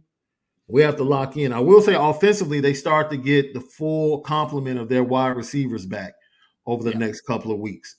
But, I mean, when you have 2 tight ends that can dominate, I mean. Well, they'd have 3 if Eric Gilbert could ever get his head straight, but that's a different conversation. Yeah. I wanted to pull this one up, Sean, because it's so true, man. I put this on Twitter as well. Missouri gets smashed by Kansas State by 28 and put Georgia on the ropes. Crazy college football season from We Are Not Marshall. And he's so right, man. Sean, you know what the crazy part was? Harrison Mevis, and I put this on Twitter, the kicker from Missouri who did, the strut after hit the 55-yarder. Yeah. He looked like the best kicker in college football that day. You know, he was 5 of 11 coming into that game. Like, it's bizarre, man. It's just so bizarre. Yeah. Yes. It's that's why I love college football, though, man. Anything could happen, and it's not. Look, and you're so right really, about coaching, though. Yes, coaching it's some bad coaching going on, bro. Oh man, bad coaching going on. I feel like there's never been this many coaching vacancies open this early on in the season. I mean, it's pretty bizarre, man. I mean, talk about it. Like Georgia Tech out of the coaching. Jeff Collins got fired. You talk about what's his name, just got fired as well. Calderell out of Colorado. Yeah, Calderell just got fired yesterday. Sanford taking over. The interesting now that we talked about Wisconsin with Paul Chryst. Yeah. Yep. For me, if I was Lance Leopold, Wisconsin. Yes. Wisconsin. He was at Wisconsin Whitewater, wasn't he? Was he at Wisconsin Whitewater? Yeah. Yes. I mean, it's natural fit. And I love Jim Leonard. Yeah. He deserves to get his opportunity. He really does. Yep. But if I'm Barry Alvarez and the rest of the brain trust up in Madison, I take a long look at Leopold. Long look. Yep. Someone just said Arizona State too. I forgot about Arizona State already. Like there's a lot of head coaching vacancies. I'll tell you what too, Sean. Mm-hmm. Wisconsin's a pretty good job. Like I would dig Wisconsin, right? And Leopold does make a lot of sense. I wonder if there was some way that they could maintain Jim Leonard while also getting Lance Leopold. I don't know if that's possible. That's my only question that I would want to figure out because I love Jim Leonard, man. I think he's a tremendous defensive coach. Jim has been there under previous head coaches. I'm Under not sure multiple about head that. coaches. He may have been. He's a Wisconsin guy, right? Like he graduated from there. So like there's deep allegiance, obviously. I would be curious to see that. I'll say this though, Sean. We talked about the Missouri pipeline for a second early on. I know we're going off on a little bit of a tangent, but it's fine. It's our show, so we can talk about whatever we feel like. But if that Missouri job comes open with Drinkwitz, I would love a shot at that spot. You know, if I was a young coach, kind of up and coming, man, because if you can put a little bit of a fence around the St. Louis area, just the state of Missouri in general. Heck yeah. You could do some stuff, man. Like, it wouldn't be bad because then you could still go after the Midwest kids and do all that type of stuff. Like, I don't know, man. I'm just saying, Missouri's not a bad job, I don't think. But the first thing you would do is, man, St. Louis and East St. Louis. Oh, yeah. You lock those two areas down. That's the focus. And then just go out from there. You're absolutely right. Yep. It's, yeah, man, I'd be really interested to see that job because, I mean, I liked what Drinkwitz was doing early on, but, like, he's just not the guy there, right? Like, he's just not. But we'll see. I wanted to pull this one up real quick from Salty Virginia Peanuts. And your wife said, whatever, Ryan. This is when I said, Missouri's going to lose this game. Georgia's going to come back. Just watch your football and let me read. No, Salty. My wife says, wow, Ryan, that was a great point. You're so smart. And then she goes back to her book, okay? So watch yourself there, sir. Just kidding, obviously. All right, so Sean, let's us now. What's the next game we want to talk about, man? We want to talk about some stuff. All right. So, Sean, next game. Let's talk about Alabama defeating the University of Arkansas. It was 49-26. Couple interesting headlines in this one. One, Jahmyr Gibbs is good. And I've been telling Brian for months that Jahmyr Gibbs was this guy. Brian didn't think he was going to be that much of an impact. He was like, oh, I'm like, dude. Yes. I told him, man, I'm like, look, I know the stats don't jump off the screen while he was at Georgia Tech, but again, he was at Georgia Tech. He was at Georgia Tech, man. They've been bad. Jahmyr Gibbs is a dude. I don't care what anybody, like, he is a dog. Passing game, running game in this. I mean, he had multiple 70-yard touchdown runs in the fourth quarter in this game to really make this one even. I mean, it was pretty lopsided, if we're being completely honest. Like, Arkansas just wasn't up to snuff with this one. But, man, I really, really like Jahmyr Gibbs. And then also, Sean, Bryce Young gets hurt in this game. Jalen Milroy comes in. He has a, 80-yard touchdown run or whatever, or an 80-yard run. I don't even know if he scored. I think he may have scored later on in the drive, but pretty dynamic-looking kid. I saw someone compare him to Jalen Hurts when he was young at Alabama, and I was like, oh, okay, that's interesting type of thing. But I think Alabama showed there's still a lot of hiccups in this team. I still don't think the wide receivers are playing very well. Like, I just don't. Like, they still don't look great. Yeah. But, I mean, there's some guys on Alabama, like there always is. I like the way you said that at the end. Like, yeah, what do we learn? Alabama still has guys. Yes. Regardless. They could lose a guy like Bryce Young on the road. Team comes back, cuts it within 5, and then they just take off on them like, oh, we'll just use the running game. And Jahmyr Gibbs, our transfer, and just let him and McClellan at the running back position. That's a pretty good dynamic duo, man. A much smaller duo than you're used to seeing.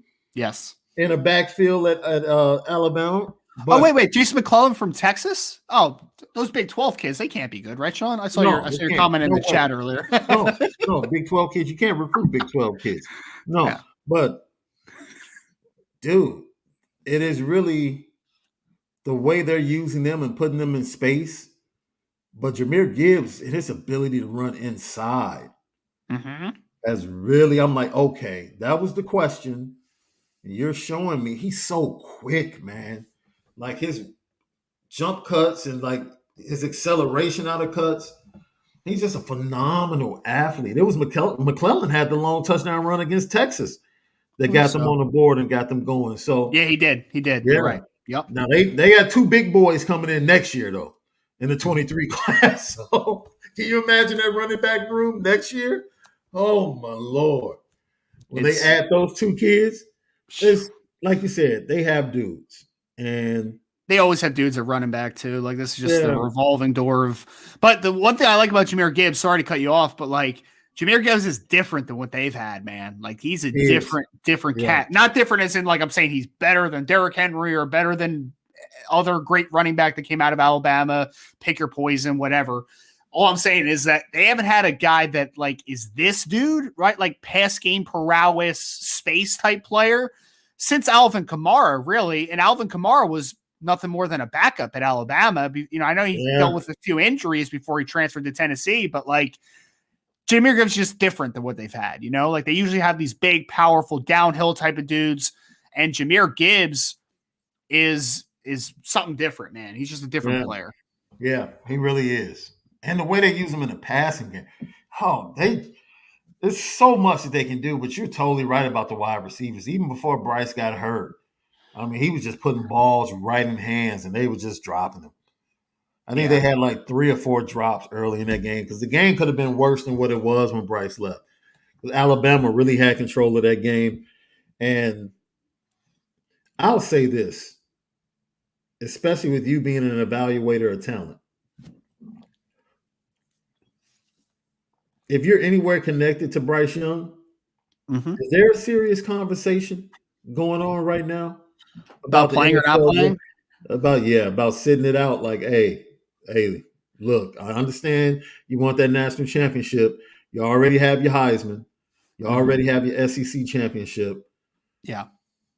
Let's really think about this. And, you know, I understand it's like the sprained AC joint right now. Is that what is – yeah. So I don't know the recovery. And it stinks. Well, they're going to kill Texas A&M anyway. That's just a revenge game. They're going to crush Jimbo Fisher and make the powers that be think about that buyout, that huge buyout, like, is it worth it? But then they have Tennessee right after that. So it's an interesting stretch to be going into without Bryce Young. It is. I mean, first and foremost, Sean, I just want to pull up this one comment real quick because someone asked. It was from Wicked, Bronco Productions just asked if we saw a super chat. Yes, we did, sir. We're going to get to our mailbag here in just a couple minutes. We only have one more game to cover from this past weekend, and then we will get to your super chats as soon as we start the mailbag. I promise. Sean, it's a interesting conversation because we've seen opt-outs more regularly. I mean, especially back to the COVID year with Jamar Chase and Penei Sewell. Obviously, those were extreme circumstances, but I would say this is that you always talk about it. I don't think that Bryce will ultimately opt out, but I think that it's something that he's going to talk about for sure. Yeah. For sure. Yeah. Like I would be surprised if him and his look, I'll say this, and this is just everyone knows this, so I'm not breaking news here. You're not allowed to sign with an agent until after your season's over and you have officially declared for the draft, right? But guys know who their agents are going to be for a few months beforehand, right? So I'm sure that he's being advised from family side, from business side, and it's a conversation that they're going to have. And they should have it. They should have it because his future obviously matters, right? So yes. But last game we want to hit on, but is a great point, Sean. Like, honestly, it's something that people need to talk about for sure. Last game I wanted to talk about. Oklahoma gets absolutely embarrassed by TCU, Sean. It was 55-24. And let me tell you something, sir. It wasn't even that close. I think TCU could have put 70 if they felt like it, man. I really do. They started just running the football in the fourth quarter like, we're out of here. We're good. We won this football game, right? We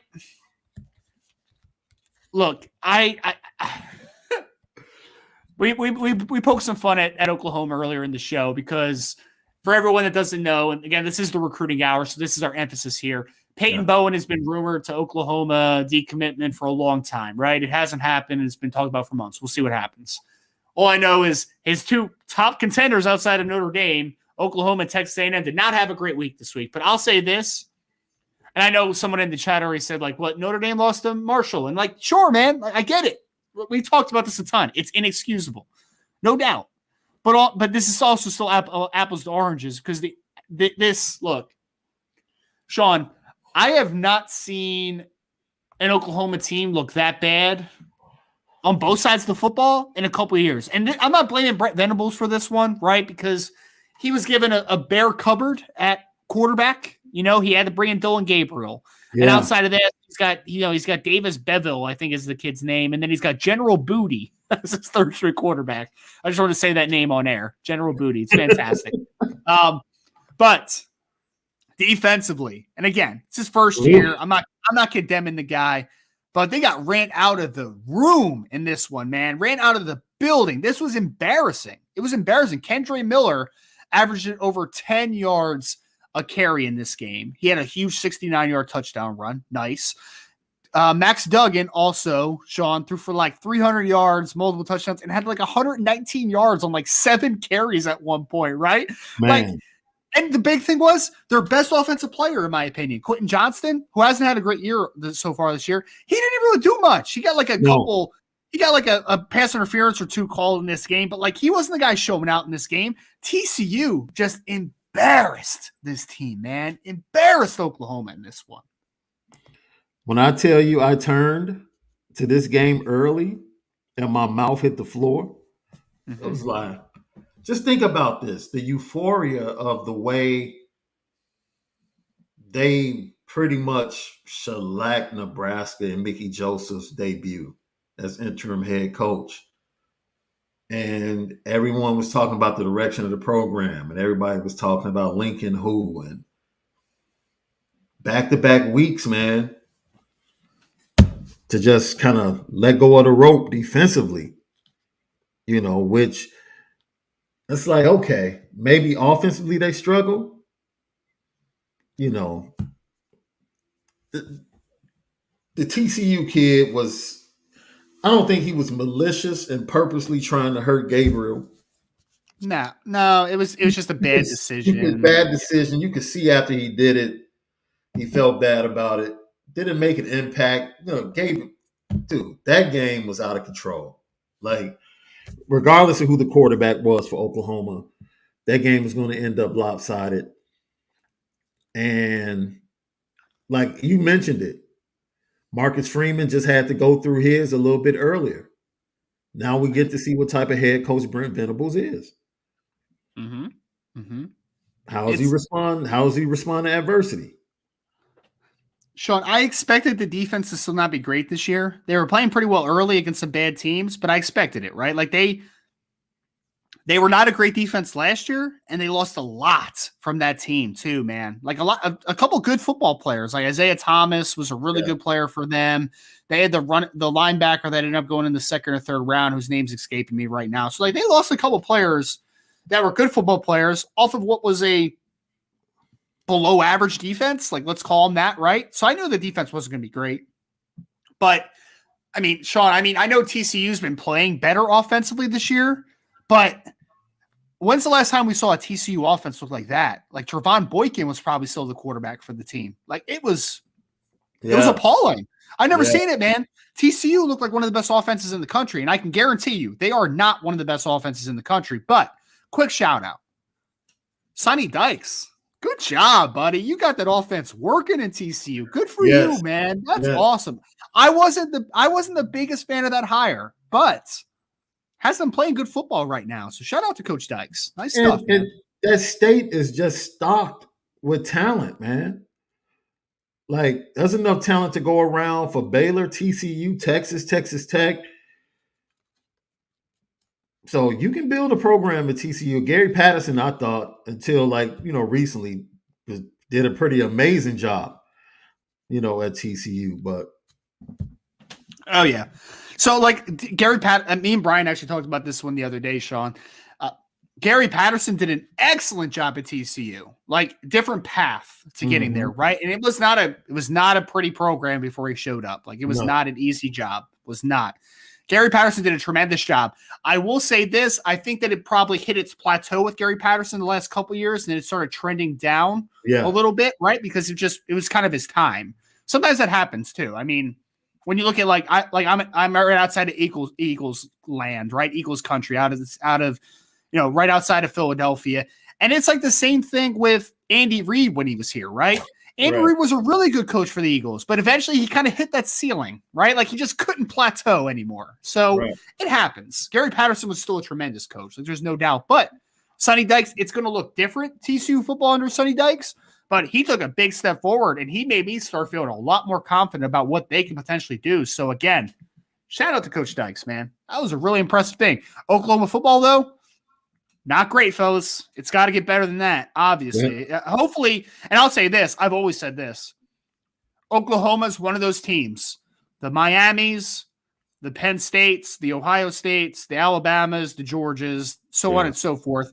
They're the teams that I want to be good in college football, right? Like I want them to be good because when they're all good collectively, it's a better product. Texas, throw Texas in there too. So I want Oklahoma to be a good football team. I hope this is just the start of a rebuild for Coach Venables because, I mean, everyone knows that I wasn't the biggest Brent Venables fan as far as a head coaching candidate, but we'll see how it turns out. But not a great game for him. So, Sean, it was a interesting week of college football, man. Luckily, Notre Dame's going to get back at it this week against BYU. We went through an hour and 31 minutes without saying, it's BYU week, baby. Going out to Vegas, right? It's going to be fantastic. It's going to be fantastic. Yeah. So that's going to end this segment of the College Football Roundtable. All right, Sean, let's get into the mailbag for this week. Got a lot of great questions. If you guys want to keep throwing them in there, we have been starring all day. I'm going to get to some of these super chats here. So we're going to start with Coleman Smith, who got us a super chat very early in the show. Coleman, thank you so much for the super chat. Said, any news on quarterback recruiting? Every week we get this. And no offense to you, Coleman. It's just we get this every single week, and I get it. Flip Arnold or Vizina. I don't think that you're going to be able to flip Jackson Arnold or Chris Vizina that is committed to University of Clemson. The two guys to know, 2023, is Avery Johnson, who Dylan Edwards is going to be playing against this week in the state of Kansas, who's committed to Kansas State, and Kenny Minchie, the quarterback out of the state of Tennessee, that is committed to the University of Pittsburgh. Those are the two guys that they've kind of put their sights on as trying to flip in this class. Those are the guys. The other option, obviously, and I don't want to say the other option because it's firmly on the table from their end, is that CJ Carr reclassifies. That's where we are at this point. So. Speaking of perfect storms, who did Pitt lose to this week? just thought it was a perfect, beautiful recruiting weekend for Notre Dame. That's all I just wanted to point out. Good things are happening. Good things are happening. Yeah, not great, man, because that Georgia Tech team is not great. Not a great team. Just lost their head coach, too, so it's not so great, man. Not so great. All right, so let's go to another super chat here. Got a bunch of super chats. Appreciate you all. All right, Wicked Bronco Production, who we have another super chat for him afterwards, or for them, sorry. So, Wicked, thank you so much for the super chat. So any guys you think commit in October? Also, I still think we can go 10-2. And after the W against BYU, we better be ranked. We're better than LSU right now. I agree firmly to the last statement there. I think Notre Dame is a better football team than LSU. I agree wholeheartedly in that. I think that Notre Dame has a good chance of getting ranked if they pull ahead of BYU this weekend. And 10-2, Sean, I mean, it's possible, man. Like, again, Notre Dame has to play good football down the stretch. They can't play sporadically and win the next 8 games, but I think it's possible, right? Like, I mean, 10-2 is achievable in your opinion, wouldn't you say? Absolutely. Right? Everything will flow to October. Honestly, it's not about the teams. It's about the matchups. And the matchups in October are really, really good matchups for this Notre Dame team. Yep. And the identity that they're starting to build. So build momentum heading to November 5th. And if they beat Clemson, this team will have all the confidence in the world walking out into the Coliseum late November. Like they won't be afraid of USC at all if they beat Clemson. So I absolutely think they can go 10-2 and run the table. And the first parts of the question, recruiting centric. Are there any guys that you think commit in October? So right now, Wicked, the only two guys that I would say are potential commitments in October that I know of are one is Jeremiyah Love, we've talked about, right? Jeremiyah Love, we think Notre Dame's in a really good spot. I definitely think that something will be figured out in the month of October. So whether he commits to Notre Dame or not, I think it will happen in October.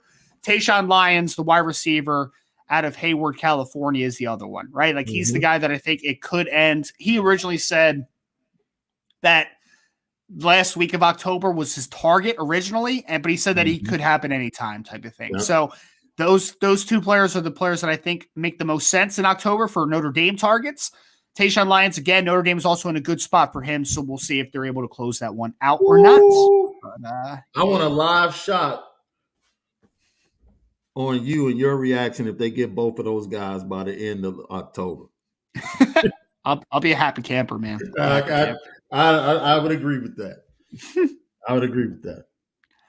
All right, so we're going to go to Wicked Baco's Productions again. He just had a comment here, Sean. He said, I find it funny that Oklahoma and Texas A&M fans gave us crap. I don't know if I can say crap on the air, but I just did.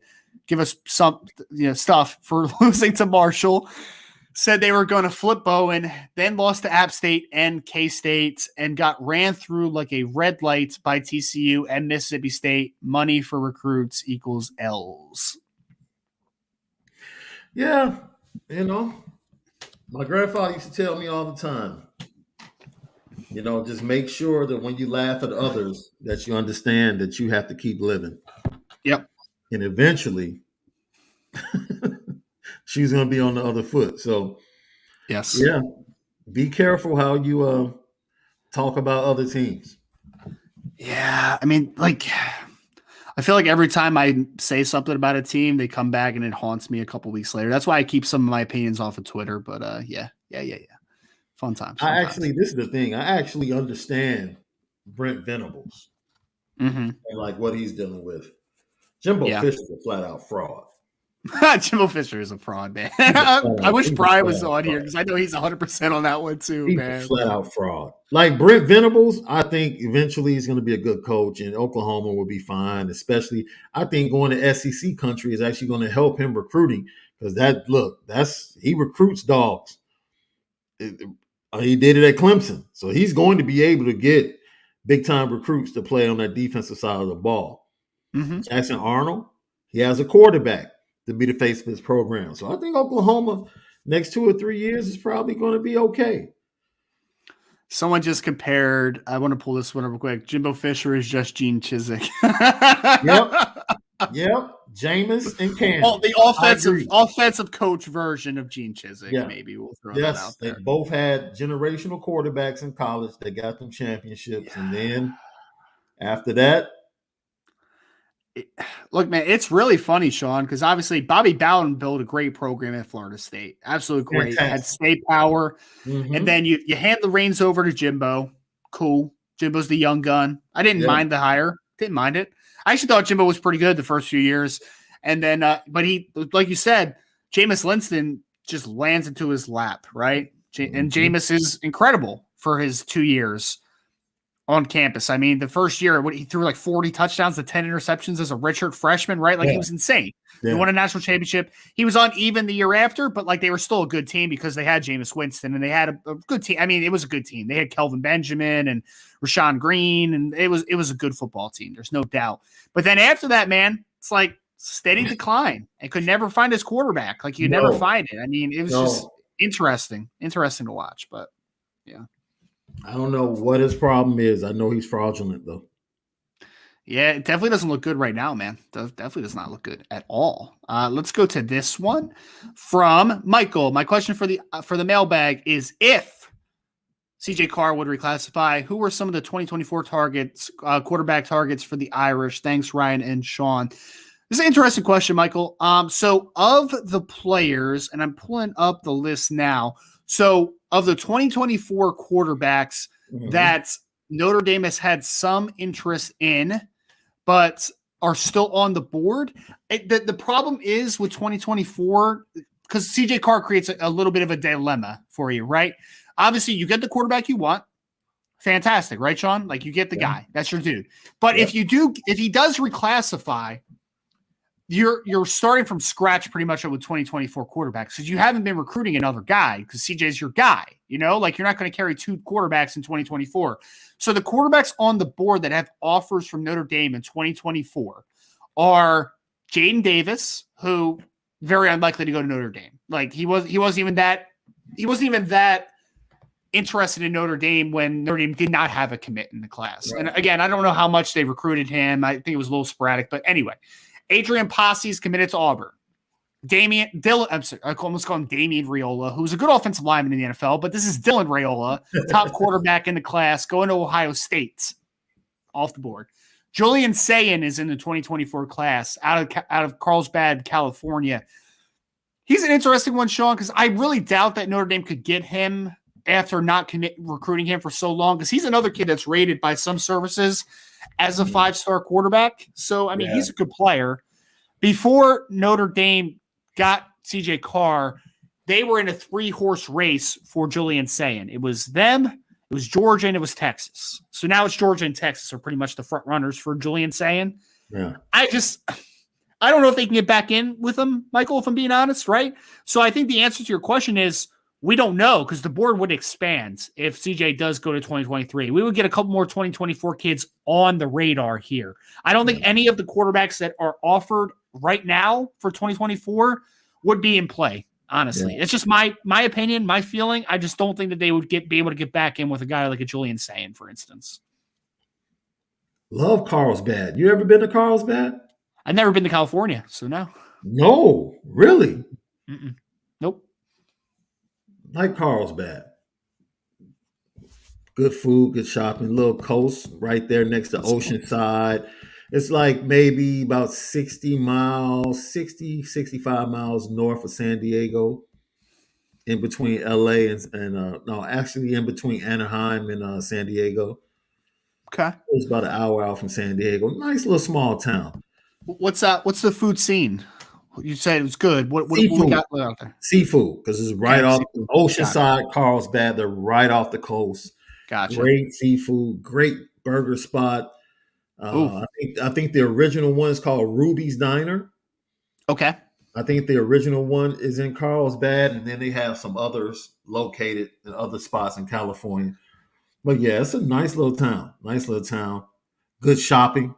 Nice outlet mall. It's a great place, man. You go there for about 2 or 3 days, get your little condo on the ocean. It would be, especially if you just don't want to go out there and your first experience is like LA. Yeah, I've never wanted to really go to LA. Like, I have a buddy that I do podcasting with that actually lives in LA, and I just, where me and my wife have always talked about going to San Diego. Like, I would like to go to San Diego. I heard it's beautiful there. So I would go to San Diego, but otherwise, not sure. I can see that. And speaking of that, because it's so close to San Diego, it's one of those areas where a lot of military people retire. So my wife's a big zoo fan too, so seeing the San Diego Zoo would be a good scene. Be a good scene. We had Tommy ask Sean for you. You ever get Alfredo's in Oceanside? I have not. When I go there, I'm going to have to try it out because I love LA, but like my wife and I, it was almost like we were explorers because we kind of stumbled onto Oceanside. They're like, man, let's get a condo somewhere on the beach and, far away from, the town, small town. Like, let's do Oceanside. And we fell in love. Right. And then Carlsbad is like the next town over. And we're like, oh man, this is amazing. That's awesome. Then we would go down and get some good food from San Diego and just make it a day. But yeah, I love that area. That's why I would say, look, go get to you, your wife, like you and the baby. If you ever go to the West Coast and you want to do California, just definitely like if you go out there, seafood and Mexican, cuisine is Hey always. man, I can get down with a good taco or burrito. I just put up Tommy's that said Cali burrito, Sean, and I get down with a good taco, man. I can get down with it. I can tell you now, from Carlsbad all the way down to San Diego, you can pretty much find great seafood and Mexican cuisine. You're good. See, I'm kind of a traditionalist with tacos. I don't know how you are with this, Sean, but I like well. We have the lime places up here. Yeah. Yeah, I like the lime. I like the chopped the chopped onion. I like the cilantro. Yeah, that's it, man. That's all I need. That's all I need. We actually have an authentic place up here called Doña Nati on the north side, and they do a ribeye taco. Mm-hmm. Ryan. And my brother speaks really good Spanish. Okay. So every time we go, he tells them exactly how to season it. Nice. He tells them exactly how to season it, and it always comes out perfect. Always comes out perfect.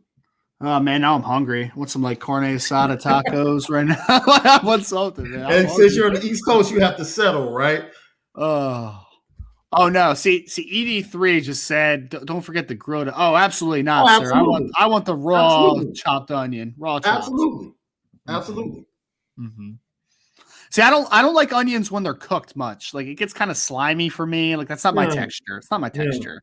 Like I'm a cheesesteak guy here, obviously, right outside of Philly, but like I don't like the sauteed onions on my cheesesteak. Like I just just give me the steak and cheese and I'm good to go. Cheese and you're good. Yeah. Sean, there's the last big guy that came. I think the last kid from Carlsbad that we were in on was Asa Turner. Oh, I forgot about Asa. Yeah. I think he was the last kid we were in on from Carlsbad. I think he's actually playing decent. I think for Washington final league because I think I don't think he was playing great early on in his career, but interesting, very interesting. Oh man, I'm so hungry. I'm starving here, man. I'm starving.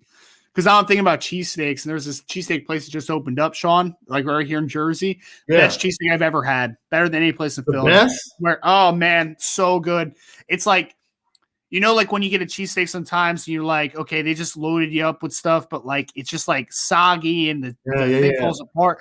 Yeah. This thing, man, so much steak, good cheese, and they actually take the bun and they have like this garlic butter, like literally pieces of garlic. They spread it on the roll and then they toast it on the grill, man. Yes, sir. Okay. Yes, sir.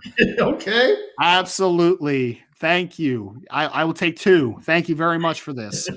All right, back to recruiting. We are Net Marshall said, Ryan, Sean, this late in the cycle, how many of these kids are instant help or more long-term projects? All right, let's do this, Sean. Let's do this. So let's work through the commitment list real quick. We'll buzz through this pretty fast. Okay. So no quarterback right now. Running back, Jaden Lamar. I think he's more of a long-term player. I don't know if you agree, but because I think he's a good football player. I just again, I don't know if he's going to break into the lineup early on in his career. Wide receivers, Jaden Greathouse is instant for me. Like he's instant coffee. He's ready to go. Get it percolating. You're good to go there. Rico Flores, I think, could come in and play pretty early. Braylon James potentially. Maybe a little less just because his long-term might be better than the short-term. And Dylan Edwards, I think, can come in and contribute on special teams pretty early on and do some gadget stuff. Yeah. Agree? Disagree on those? Yeah, I agree. Okay. I would think it's going to be interesting. I would be interested if Tayshawn Lyons actually commits and is an EE. Mm-hmm. I can see him making some headways, getting better, and by the time we get to fall camp, possibly getting some tick early on. But yeah, you pretty much hit the nail on the head. We all know. Hey, look, if they land the big fish in October, or the big fish that is left on the board that we've been talking about, they get him he's definitely like plug and play. Like, It's man, get him on the field. If they get Jeremiyah Love, Sean, it's going to be interesting to see what the running back room next year looks like because you still have, in theory, Chris Tyree coming back, Aldrick Estime, Logan Diggs. You'll have Jadarian Price coming back from injury, and Jabron Payne, and that's going to be a deep running back room. I'm going to say something right now. Okay. That there are current players that anticipated probably leaving after this season. Mm-hmm. I'm talking about starters that'll probably come back. It's interesting. Specifically in the secondary, I think it's very plausible of two guys I can think of in particular. It's going to be interesting to see because, I mean, to your point, some people's seasons haven't gone, individually the way they would want to, right? So whether it's injury, or just even play, yeah. It's interesting. So team could be even deeper than we thought. Let's see what happens, man. It's gonna be interesting to navigate a little bit and to kind of watch from the sideline here, but it's gonna be fun.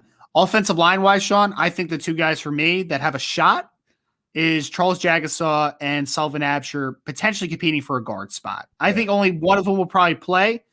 And I mean, it could be possible that neither of them play, but I think that there will be an opportunity for one of those guards, I think. Yeah. And again, they're both long-term viewed as tackles by Notre Dame, but I'm just saying like the need at guard next year with both starters leaving after this season, that's where the potential kind of parlays itself, in my opinion. And then the kids you talked about that if they decide to go with a fifth that they're still in on or could holler at still on the offensive line. It's a couple of guys that are from a physical standpoint, like, they can play. Yes. They can play. So, yeah. All right, if we buzz through defense, I think one defensive end is definitely going to play, whether that is Brendan Vernon or Boubacar Traore. I don't know, right? And there might be another Viper in this class at some point. We'll obviously keep an eye out for. Devin Houston's interesting. I don't know if I would say he has like a pathway to playing a ton, but you never know. Like it's possible, I guess. But I would say one of the defensive ends I think will play a little bit next year. I think they'll play a little bit.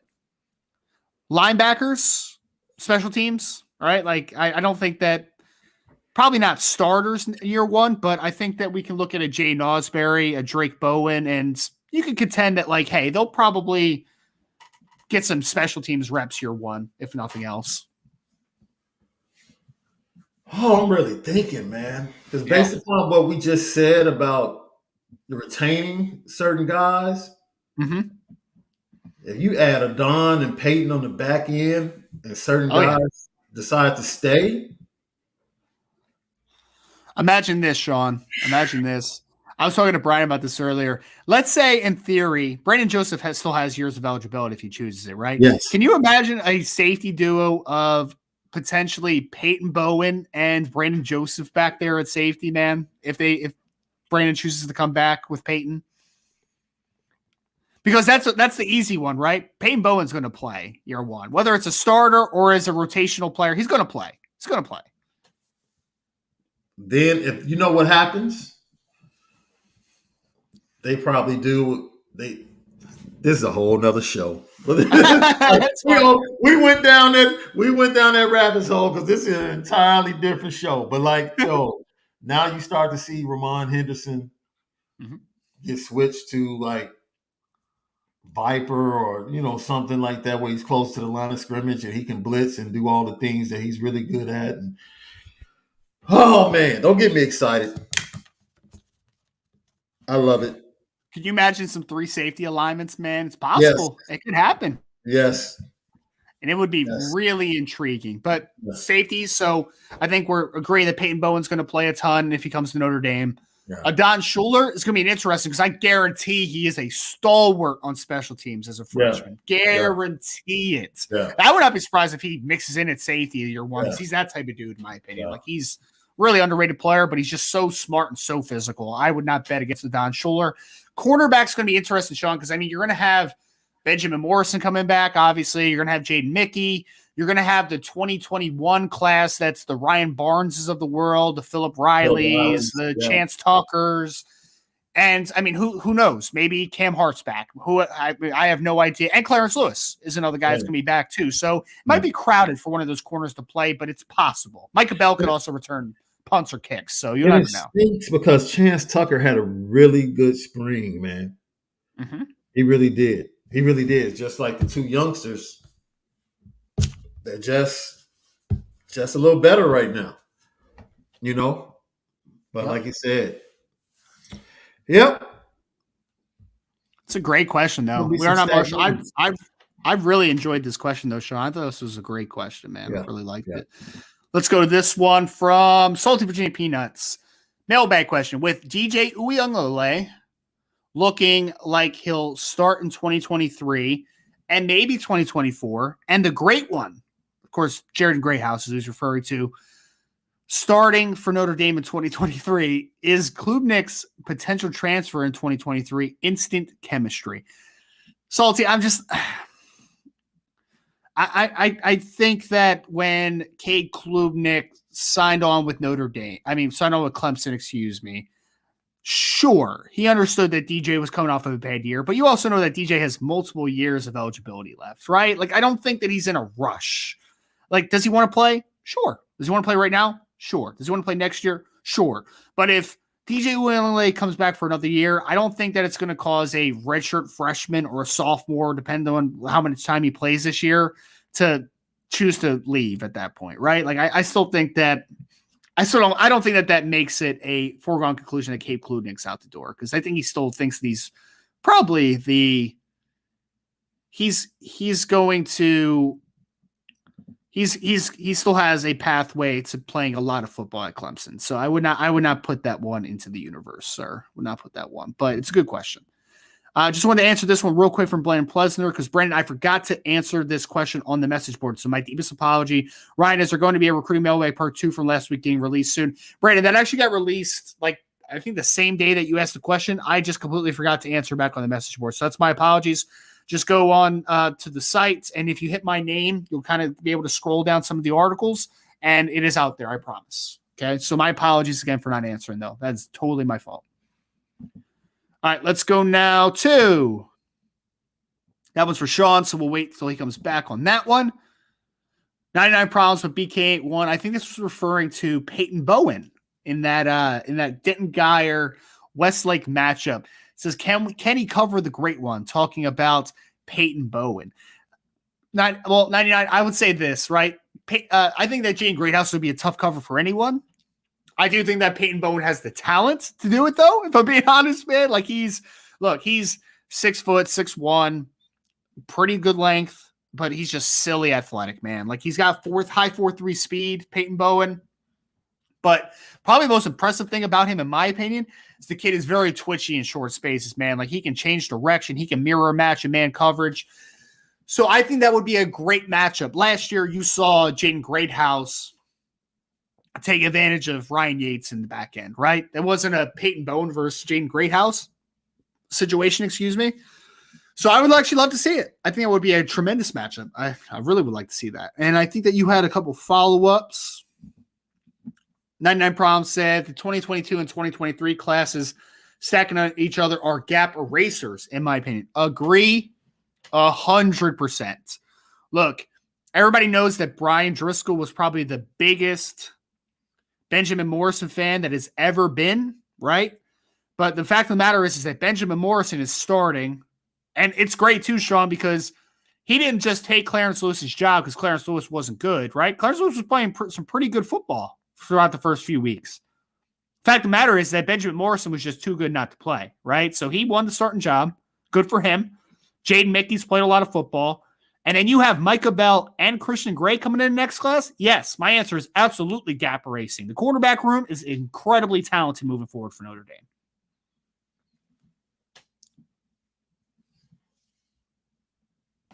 You talk about the quarterback when you evaluate quarterbacks moving forward, asking the question, can these guys beat Georgia or Alabama?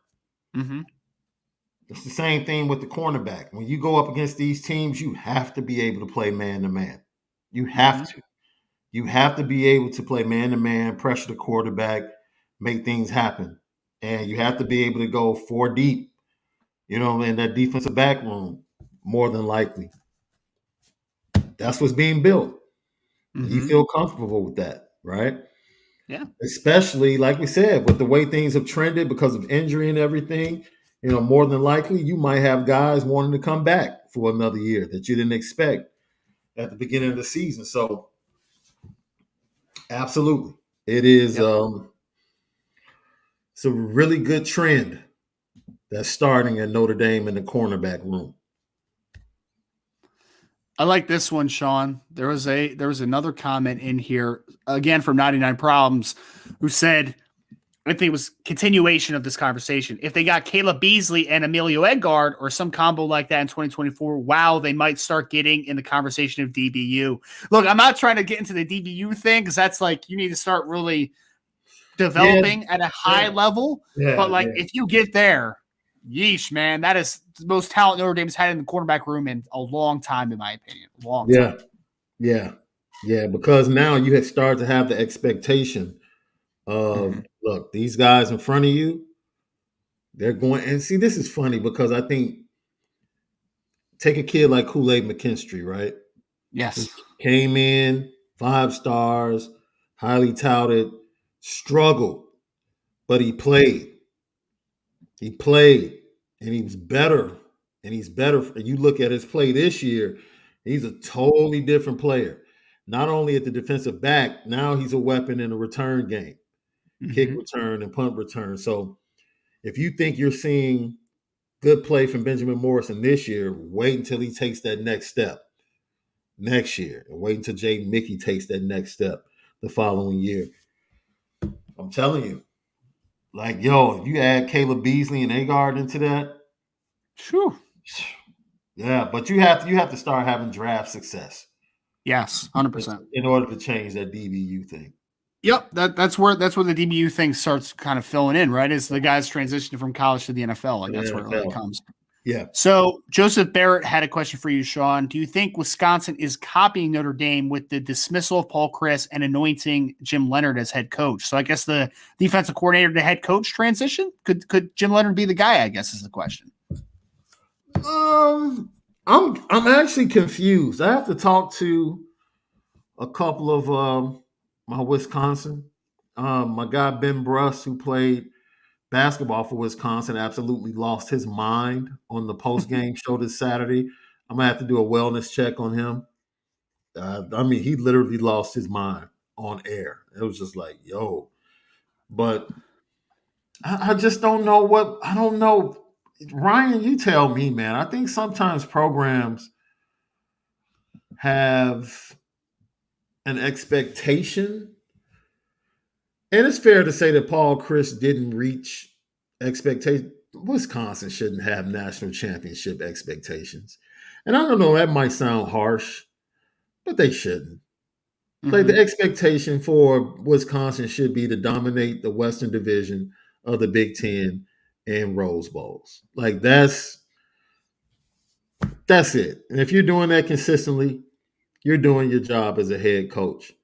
But I mean, winning 70+% of your games and going 6-1 in bowl games, if that gets you fired, I promise you, Paul Chryst won't have a problem finding a job. I can tell you that. Yes. He won't have a problem finding a job. No. At all. So, he's a respected coach. Coach. And it was I'm sure it was tough for Barry, Alvarez, and like I said, the brain trust there. I'm sure it was tough. Sure. Because Chryst has been there for a long time. And he was successful for the most part. It was trending down the last couple of years, but like he's still very successful. From what I saw, the players definitely didn't like it from the way they came out on social media and spoke on his behalf. It's a tough decision. I think they could have waited. Well, it's weird timing, right? Like really weird timing. I get it. It was a bad loss, but it's still. Hey. What? That's not a bad loss. They're in different spots, man. They're in different spots traditionally. It's a great win for Illinois. It's a very big win for Brett Bielema. I think the fact that it was Brett Bielema that came back up there, that smacked him around, I think that added a little juice to it that kind of I went to like the Brett Bielema, overreaction. man. I like Brett Bielema. I do. Yeah, I like that guy. he's done a tremendous job. He really has. And I When will he was say hired this, in Illinois, man, I was like, that's a good hire. That's a good hire. Yeah. I would like to say this as well. Mm-hmm. And people won't admit to it. When that program was in shambles, and was an embarrassment Mm-hmm. when Lovie Smith took over. Whew. And the job that Lovie Smith did to clean it up and make it respectable to where a Brett Bielema thought that it was a good job, because Brett Bielema didn't think it was a good job the 3 years prior. I can promise you that. But he brought it to a point of respectability that Brett Bielema looked at it and said, okay, I think I can do some things with this. So Yeah. kudos to him for pretty much doing what they brought him there to do. They didn't bring Lovie Smith there to, no, we need discipline. We need things set in order. He did it. And no, Jim Leonard deserves a job. I don't think they're copying Notre Dame. I think they saw that Paul Chryst pretty much, oh man, he tied himself to one quarterback. You never do that as a head coach in college. That one quarterback's bad too. Isn't it so funny? Got him fired. The beginning of the Graham Mertz era was against Illinois, where everyone thought he was good for one Saturday. Good during a COVID year, yes. Yeah, they thought he was the man. I remember my draft Twitter was like, "Oh, 2 years from now, Graham Mertz is gonna be the guy." I'm like, let's watch a little more. Like, can we play a couple games here? And now it ends with Graham Mertz playing absolutely terrible, which is kind of ironic, semi-ironic there. Yeah, not great. But all right, let's move on. We got a few more questions here. I want to pull this one up, Sean, because it's funny. I like funny things. I don't know if you like funny things, but I like funny things. Salty said, I'm not sure who you mean, but whoever it is, no one can cover the great one. Of course, he's talking about Jaden Greathouse. Funny comment here. Two of him can't either. So he's saying two of Peyton Bowens can't cover a Jaden Greathouse. Hey, he will get his opportunity. Yeah. Yeah, I mean, I hope we see that one-on-one matchup if they play again. So he'll get his opportunity. All right. Someone said that we missed the super chat. I did not see no. Oh wait, here we go. I'm sorry. Yes, I did miss your super chat. Here we go though. From Richie Giuliano's Uncle Bill Hefner. Okay, how many games would Ohio State win with Boston College's offensive line? They still win a lot, right? Like, they would still win a lot. They still have a lot of weapons. They'd be able to get their ball out of their hand quickly. Would they be a national championship contender right now with BC's offensive line? Probably not. Yeah. Like, they'd still be a good team, though. They would still win 10 games. Yeah. You know? But they have that much offensive talent and a quarterback. Yeah. Did you see Phil Dracovic made just some ugly decisions last game, man? Ugly. He did. But he also made some incredible plays during that game against Louisville as well. So, I mean, he's out there trying to be Houdini, right? He knows what he's up against. Yep. And he's just like, look, if I'm going to make mistakes, I'm just going to make mistakes, but I'm trying to win. Yes. So it's funny thing is that Archer asked a question that kind of segues well into this one. Ryan, Sean, who's the next Power 5 coach to be fired? You know, my answer after Saturday might be Scott Satterfield. It might be, man. He's not great. You know, what's funny, though, is if Boston College lost, it may have been Boston College's head coach, Hafley, right? Is Jeff Hafley's their coach? Yes. So, yeah, those are a couple guys that I think are on the hot seat. Before Missouri took Georgia down to the wire, it might have been Eli Drinkwitz, but, you know, we'll see. Heck, the way that fourth quarter went, I mean, it's just a matter of time for Brian Harsin. Oh, good call. I completely forgot about Harsin. Yeah, oh my God. Fourth quarter, you got a chance to score a game-winning touchdown, and you're calling halfback passes on 2nd and 11. And this Brian Harsin's awful, man. It's really, really bad. Awful game. Just play calling is just awful. Someone said on Twitter was like, "What's Brian Harsin doing?" And I'm like, "Being a bad coach." Just returns to being a bad coach. That's what he's doing. He's not a good coach. It's like he is. It's like he's the roommate to the program. They're just roommates right now. Yeah, there's no marriage between Brian Harsin and that program. They're roommates. Yeah. And he's just collecting his check and, making up the bed and making sure he washes the dishes and keeps everything tidy. And the recruiting class is whatever. Yep. Not great, man. All right. So let us get through a couple more of these, and then we're going to get out of here. All right. So next question, Sean. We're going to buzz through a few of these quickly because we still got a bunch left. And we don't have much time. We got more questions than time right now, man. So Ian Johnston said, would potentially getting Jeremiyah Love impact us potentially getting Mpemba in a positive way? Samuel Mpemba, of course, is the edge linebacker out of IMG Academy, originally from the St. Louis area. Sean, I mean, like I said before, man, could it help a little bit? Sure. But I also think there's other parts of Mpemba's recruitment that Jeremiyah Love doesn't help, if I'm putting it that way, right? Like, I think it's still a long shot regardless. Yeah, I agree. Just my opinion. All right, so then let's go to Jay. Mickey and Bell at nickel. It's just a comment from him. Jaden Mickey and Micah Bell at nickel, and Morrison and Benjamin Morrison and Christian Gray on the outside sounds dynamic at cornerback. Agree? I mean, yes, it does, sir. And that again, Jay, like people started commenting, like, imagine also when they get a couple 2024 kids in that they're on right now, right? They get Caleb Beasley and another guy, like, yeesh, man, that is some talent. No doubt about it. So agreed, man. Agree. Let's get some of these spammers out of the chat too, by the way. Get out of here. All right, cool. Let's go. Salty said, for recruiting, the bye let the the North Carolina game echo for another week while OU and A&M were Titanicking. Yes, I mean, I agree. I mean, like, again, man, Notre Dame did nothing to hurt themselves. Oklahoma and Texas A&M did this past week, right? So it helps Notre Dame a little bit. There's no doubt. Mm-hmm. All right, Sean, I'm going to kick this one. Actually, let's tackle this one together.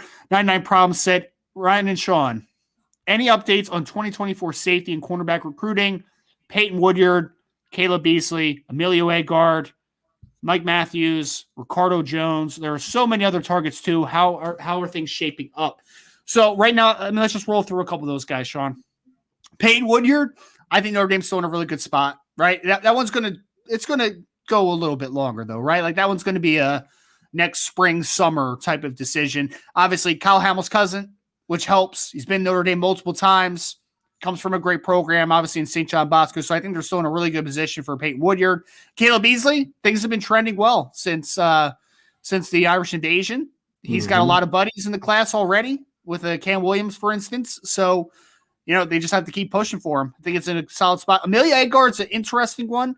I think they have some leeway in that conversation. They got him on campus this past summer, which is nice. But that one's just one that, like, there's a lot of teams coming after him right now. Mike Matthews, no huge update as long with Ricardo Jones, Sean. I think they're kind of in the same boat, right? Like you're going to have to keep plugging away and pushing forward. But I think they're in a couple good spots with a couple of those guys, which is good. So, spot on. Yep. Real quick on this, Rob Osgood asked any updates on who the coaches saw last week. So, Sean, I know we saw on Twitter and just kind of personal conversations, right? We know that Marcus Freeman was there to see the Bowens in their game. Yeah, Chancey Stuckey went out. Yep. Chancey Stuckey went out to Stony Point. He also went out to Folsom to see Rico, which was good to see. I saw a couple more, but the names are escaping me at the moment. But yeah, Rob, they were active and out there. I know a couple coaches were down in Virginia also to see Brandyn Hillman that just got offered, obviously, as well. Right. So they were active, man. They were out there. We're not Marshall. Ryan, you driving up to Syracuse for that game to rep IB Nation? Yes, sir. I will be in Syracuse for the Notre Dame Syracuse game away. All right, a couple more left. Ryan and Sean, get your resumes updated. A lot of places looking for coaches. Yes. Sean, you can leave Wisconsin, can't you? Nebraska. You're a big Nebraska guy, right? Face. Oh, how much would Nebraska have to pay you per year to coach Nebraska? Am I doing it remotely? No, you have to live in Nebraska. Oh, I don't think they can write that check. That's awesome. That's great. No, I don't think they can write that check, my friend. Oh, that's too funny, man. That's too funny. We got Kendrick Heath. Thank you for this. Thank you for the question. Recruiting question: do we still have a shot at Mylan Graham? Is it pretty much a done deal for Ohio State? I would say this, Kendrick. I think Ohio State is definitely the leader. Like, there's no doubt. But I mean, I think Notre Dame could get back into it. It's, he's an in-state product. There's some good things trending, but like, yeah, I think Ohio State's the leader right now for sure. But they would have to flip the script a little bit as far as momentum right now. Mm-hmm. And then he also asked Sean, this is an interesting question. If Carr reclassifies from Kendrick again, where would you guys rank him with the other 2023 quarterbacks? So how high would you have him, Sean? Do you think top 5 in the 2023 class? It's a really talented class, man. Like he really is. He really is. And I saw someone in the chat talking about he doesn't play anyone, and other publications aren't impressed with him from seeing him up close and personal. Like, I don't know what you're looking at. Like, his pedigree of playing next to Dante Moore, competing with Dante Moore, constantly chasing after Dante Moore, and just knowing his mechanics, strength of his arm, competition doesn't matter. Heck, Josh Burnham didn't play against the best of competition in Michigan as well, but he's a darn good athlete. Yeah, He's at Notre Dame. So when you start, I tell people all the time, man, when you start talking about that competition stuff and who people play, you miss out. Yep. Same thing was said about Tayshawn Lyons. Who was he playing against? And all of a sudden, is once again Notre Dame jumps on him, and then all of a sudden now everybody else wants to jump on him, and now he's a 4-star top 150 kid. It's like, I don't want to care. Competition doesn't mean anything, dude. Either you're better and you're dominating. He's doing what he's supposed to do. Yep. If you're better, dominate. And he's dominating. Doesn't matter who you're playing.